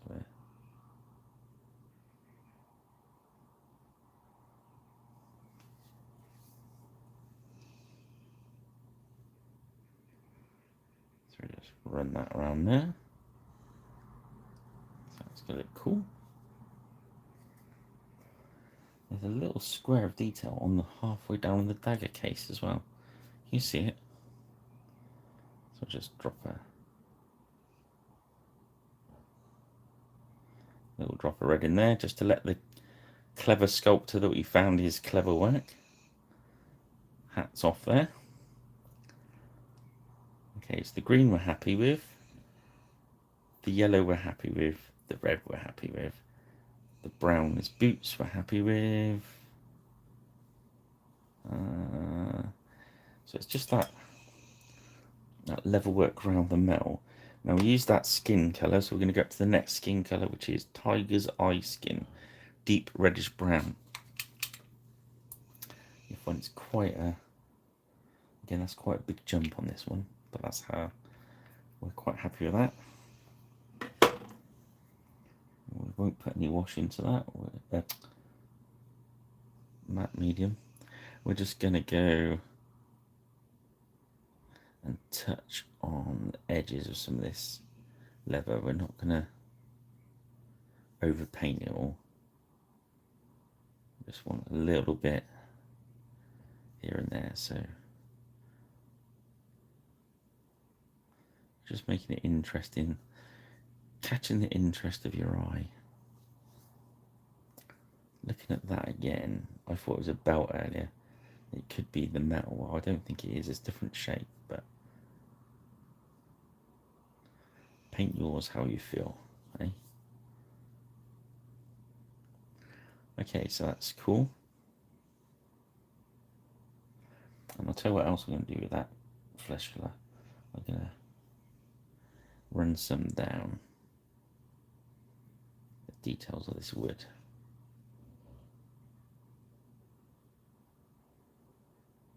Just to make that interesting. Okay.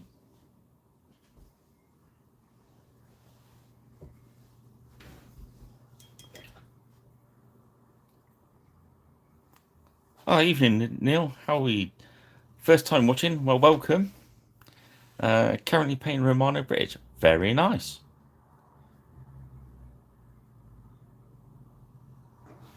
You like the Romano bricks?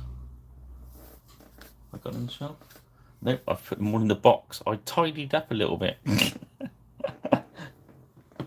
Okay, we're going to grab a pure matte white. What we're going to do is highlights on his sash. We're also going to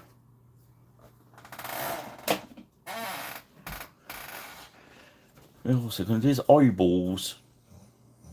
Let's do his highlights on his sash first, because we can use the Knitsky brush for that.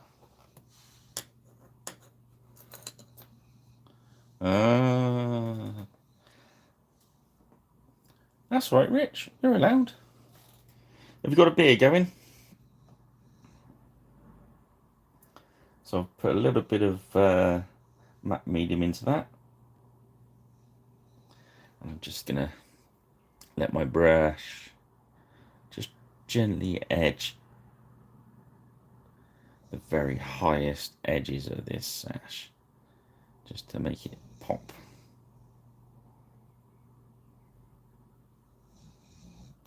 Yeah, it's always tricky when you paint white and it's on camera, because the lamps make it glow so much. Hope you can see it. I moved the lamp positioning tonight. I'm not sure. It's a little bit dark, but it seems to. The colours seem to be staying a bit truer, which is nice. Okay, so next we're going to grab our Psycho brush. The Psycho. Fill it up with medium. Right on the edge of that white. We're going to load it up. We're going to lock our hand in. And we're going to paint these eyeballs.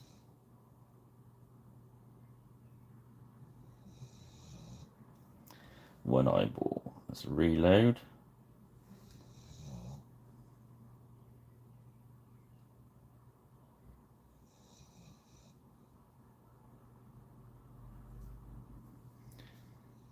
Don't quite like that. It's nearly gone in there. So you got to have a little bit of extra pigment, or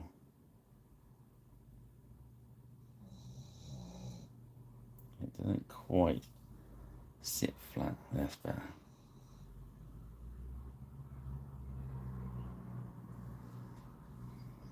Doesn't help try and do it in mid-air and stuff, so get it closer to the camera.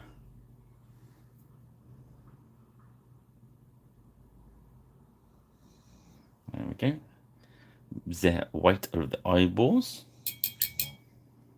Wash the brush out.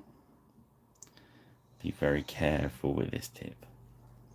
These brushes are great, but they last a long time if you look after them, like any brush. Next we're going to jump back to our Frankenstein pot of black. I'm going to load up with medium again, so it's nice and runny.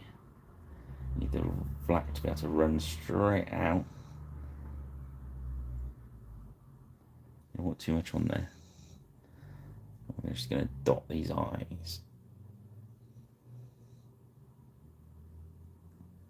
one.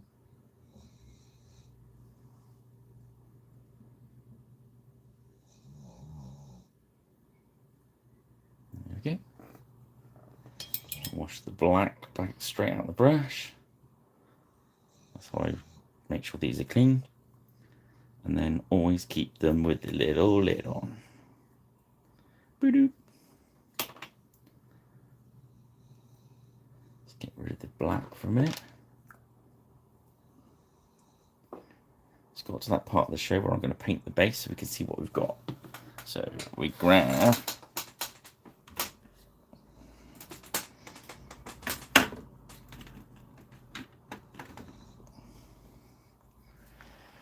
our oak brown, which is I think this is Gen 1, just an army painter paint. I grabbed a couple of these when I think Beastie Boys have still got a few. But I grabbed some because they're good. It's a good colour to do the base with, and I'm just going to put some medium in there to make it nice and weak. Then we're just going to.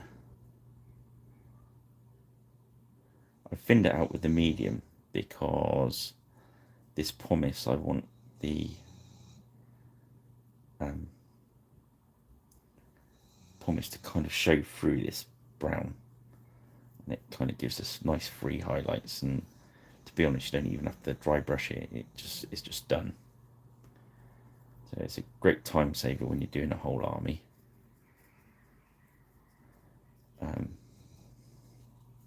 Can get coloured pumices like the Vallejo one. So this is basically like the Vallejo one, but without any paint in it, which I like because I can choose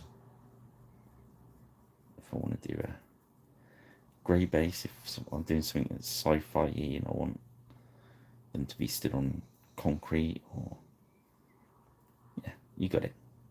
You get the gist.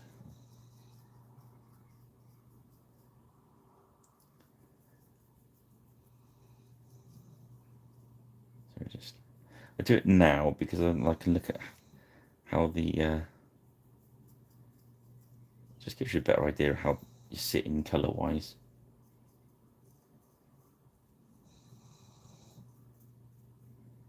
Okay, this is my crapped up brush, cheap brush. I worked out when I bought these, they were all on special offer, and this brush was 29p. So amazing, really, for that. But they do die awfully quick. But it means you save your best brushes. Okay, so there we go. That's Harald so far. So far, so good. Right. Next, we're going to grab Shining Silver. Yes, my new chair arrives tomorrow. So I won't be squeaking as much.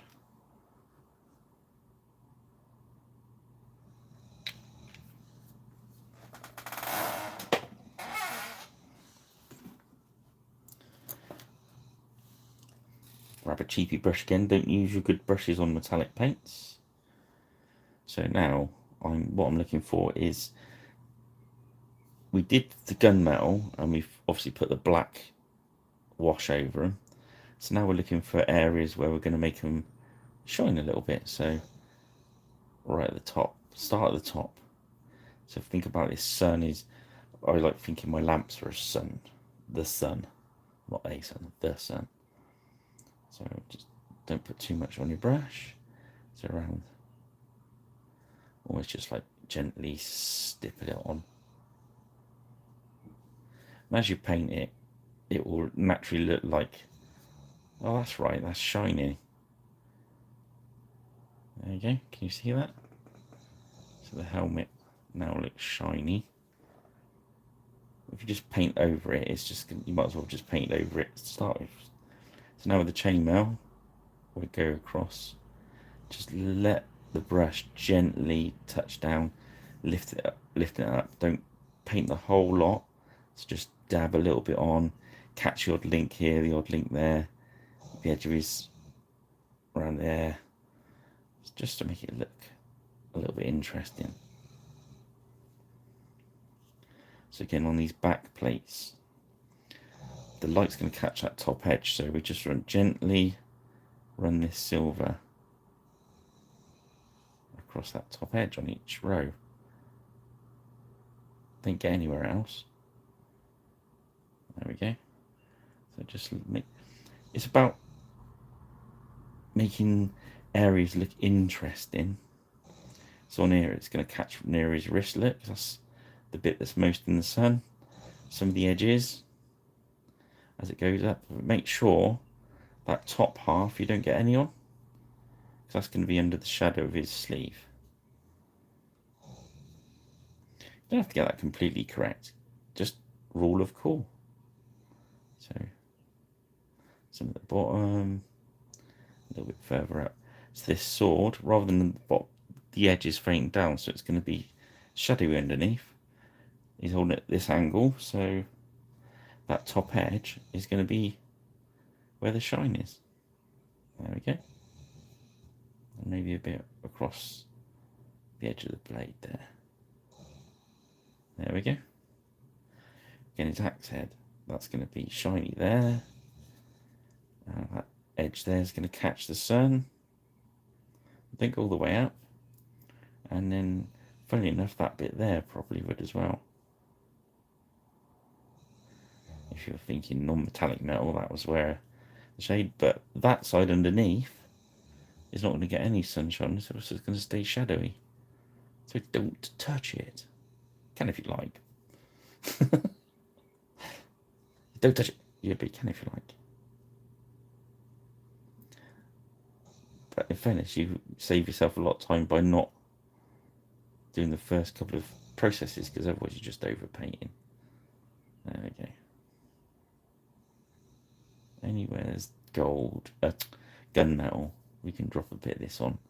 Just make it shiny up, make it interesting. So that's the silver. The gold. Now, I've not done the shade on the gold yet. I like to antique this one.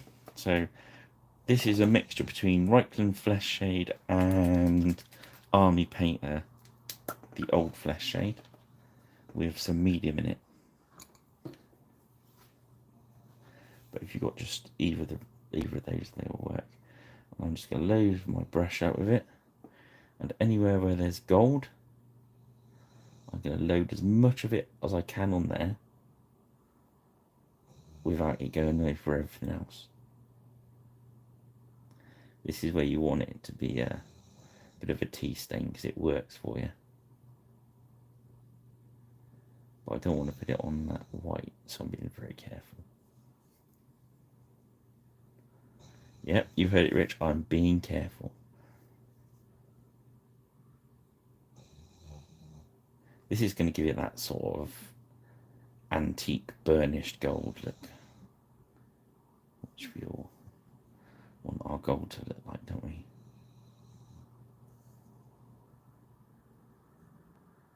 As I said earlier, everything was very bright, and we're just going around and toning it down now. While I've got this flesh wash out, I'm just going to drop a little bit on his face.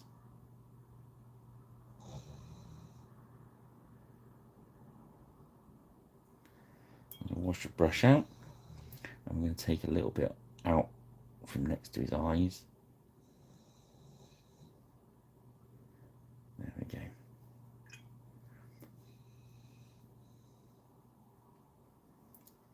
So I think that's the basics of him done. We're 1 hour 55 minutes. There we go, that's what we got. That light is not great tonight. I apologise. I'll sort it out for next time. It's a little bit dark, isn't it?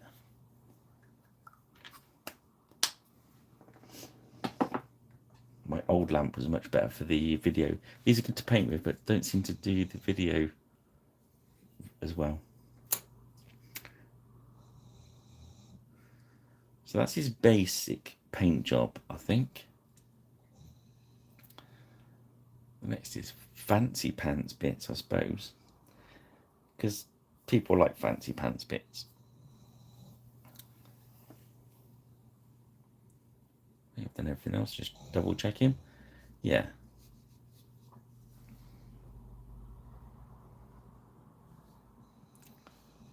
So he's done some sort of check pattern on his sleeves, so we'll have a go at that, shall we? So we get a different red. Let's get our dragon red.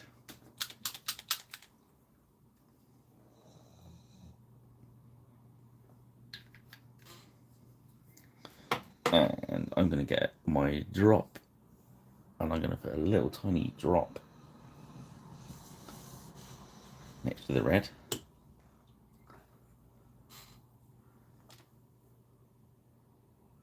I want that to bleed together. I don't think I can get it on the camera. No. It's making a really thin red, because when you're doing freehand you want it to be kind of light. So next we're gonna do some little squares.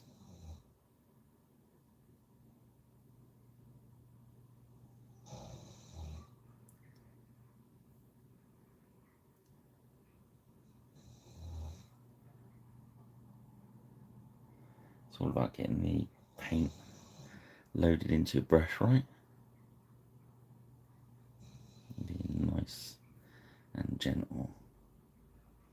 This is why I've watered the red down so it's not too strong. So can you see that on camera? Yeah?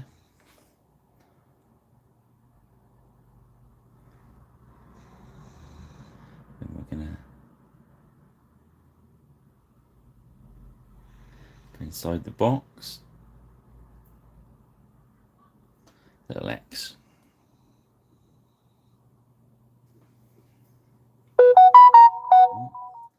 Don't everyone know I'm busy? Why text me? I'm busy. And we're gonna jump along a little bit and do another one. So I'm gonna leave about a box gap. And don't worry about getting, when you're freehanding, don't worry about getting the line strong enough first time. It's just important to get it in the right kind of place. So you can go back and strengthen it up anyway.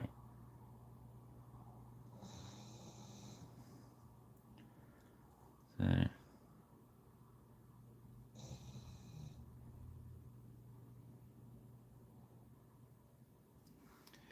we go. And then that build round.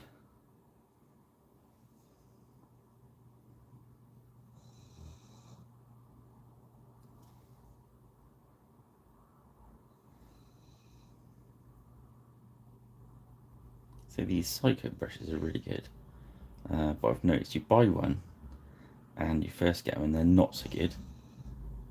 You got to bear with them and keep working, and then when you've been nice to it and used it for a little while, it's lost some bristles. It's when it gets really helpful.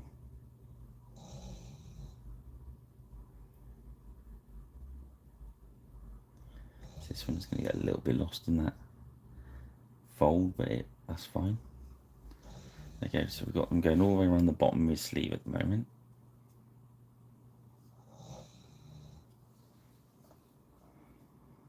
And then we're going to go above. And we're going to go in between.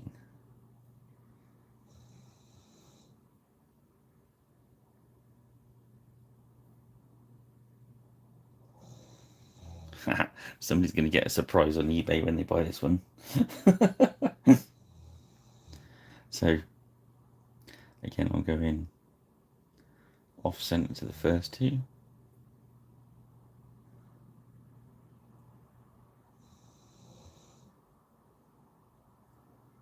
And I'm going inside the box. Think inside the box.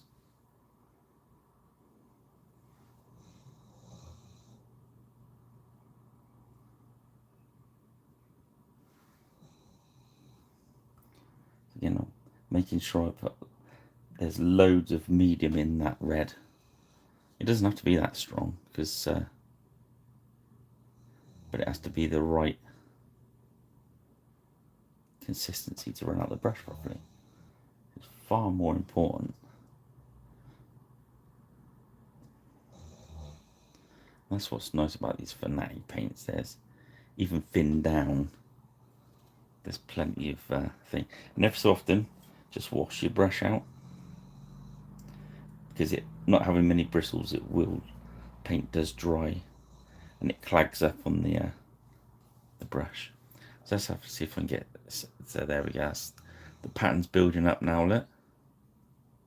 There we go. It's one of those patterns that's gonna. It will look better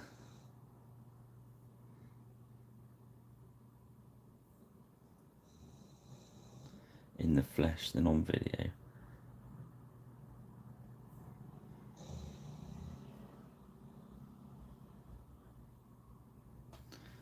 There we go.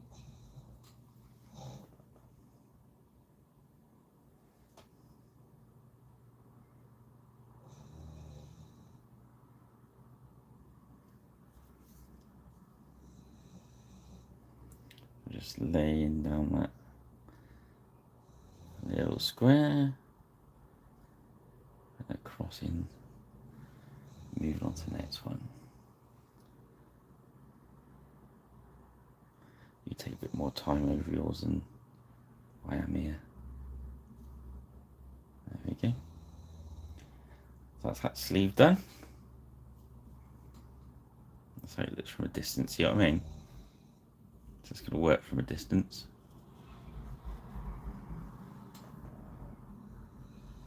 So go back to the other arm. Find a good place to start.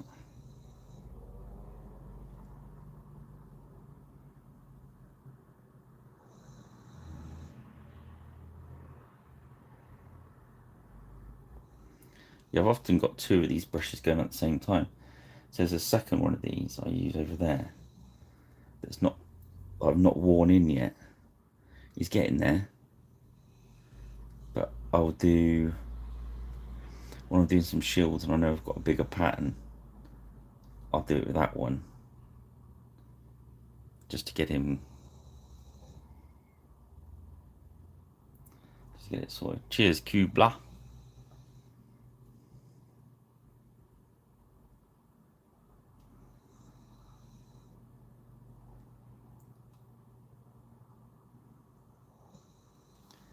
That's it. So he's building up on that sleeve.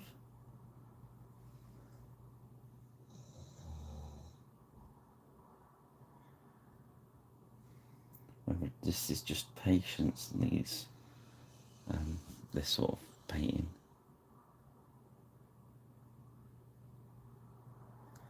Just have the confidence you can do it. If I can do it with a camera half expecting my thing and talking at the same time, you can do it. I know you can do it.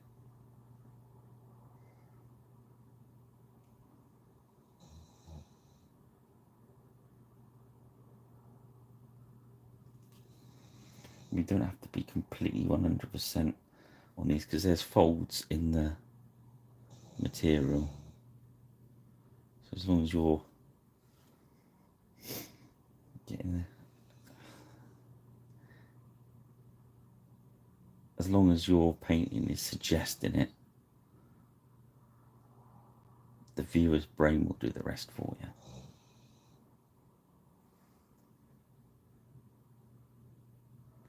Just let you guys know, to clear the decks, I've put a lot of these miniatures I paint on here, I chuck them straight up on eBay now, just so I don't get bogged down with them.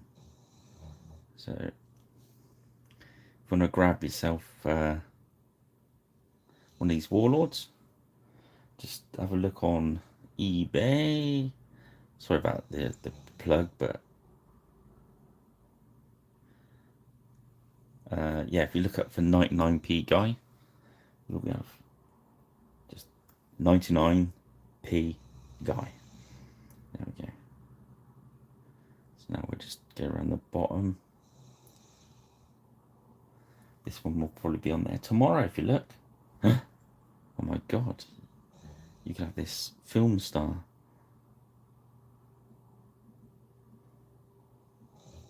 That's if you beat my mate who's come around in the morning to him.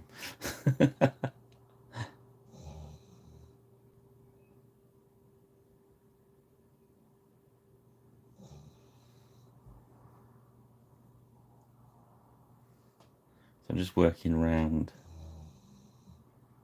the bottom of his shirt now and just tucking them up under the edge.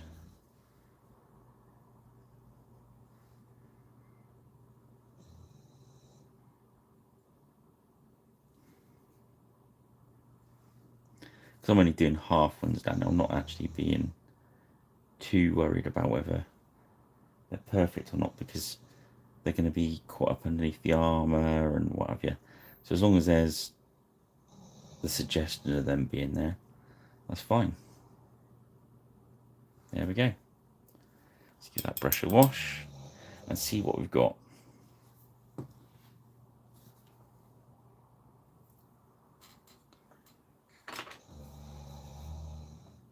Okay, it's a little bit dark. Let's see if I can bring that light down. Did that help at all? I don't think it did.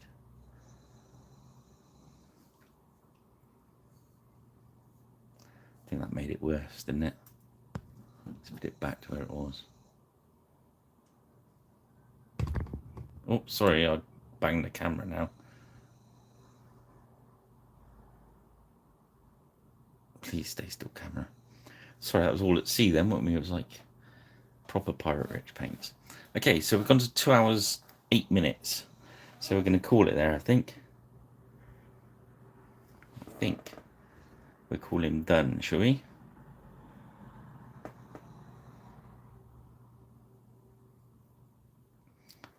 So there he is. Harald Hardradda, the hard leader. Oh, pardon me. In his magnificent varangian checkered. See, if they're a little bit strong for you, you can either go back round them a yellow, or you can get a yellow wash. You could just really get that. Probably the mid-tone would be best. And just mix it on your palette, put lots of medium in it, and just paint over the top, and it'll take that down. But I think by the time it's lacquered, they'll blend quite well. So I'm going to leave it. Even after you lacquered it, if it's too much, you can always go back in. But we see where that silver is making that look shiny. So that's good. Everything looks nicely highlighted. I think we'll call him there. What do you think, guys? I think he's done. Let's see what he looks like this side. What you got? Oh, cheers, buddy. Yeah, I think we'll leave him there. I'll say I'll get him finished up on the base, and we'll lacquer him in a little while when it's all nicely dried. And we'll stick him up on in the light box, get some pictures up on there. Don't forget, find us. Well, let's do this bit right, because my son keeps telling me off. I must admit, I get told off for not doing this bit right, so I'm going to make a better effort so he doesn't tell me off. Okay, thank you for watching. Don't forget, if you haven't subscribed yet, please subscribe, and don't forget to ring the notification bell. Drop us a like, that would be good, and a share. You can share them. I didn't know you could share the videos, but you can share them, which is kind of cool. Also, if you could find us on Facebook, X, or Blue Sky, that'd be good. Is that them all? Oh yeah, and don't forget to check us out on eBay at 99p guy. So that was all the horrible selfish plugging going on there at the end. But thank you for joining me again, guys. I've enjoyed painting that one. It's a really nice miniature to paint. I think it's probably worth grabbing one of those and giving it a go yourself, because you don't often get to use those colours on this style of miniatures, and I think he looks pretty cool. Okay then, well, thank you very much, guys. I'm going to go now, and enjoy the rest of the weekend. Speak to you soon, Rich, and thanks for dropping by. Cheers then, guys. Let's switch the video off. Yeah, cheers, buddy. You have a good one too.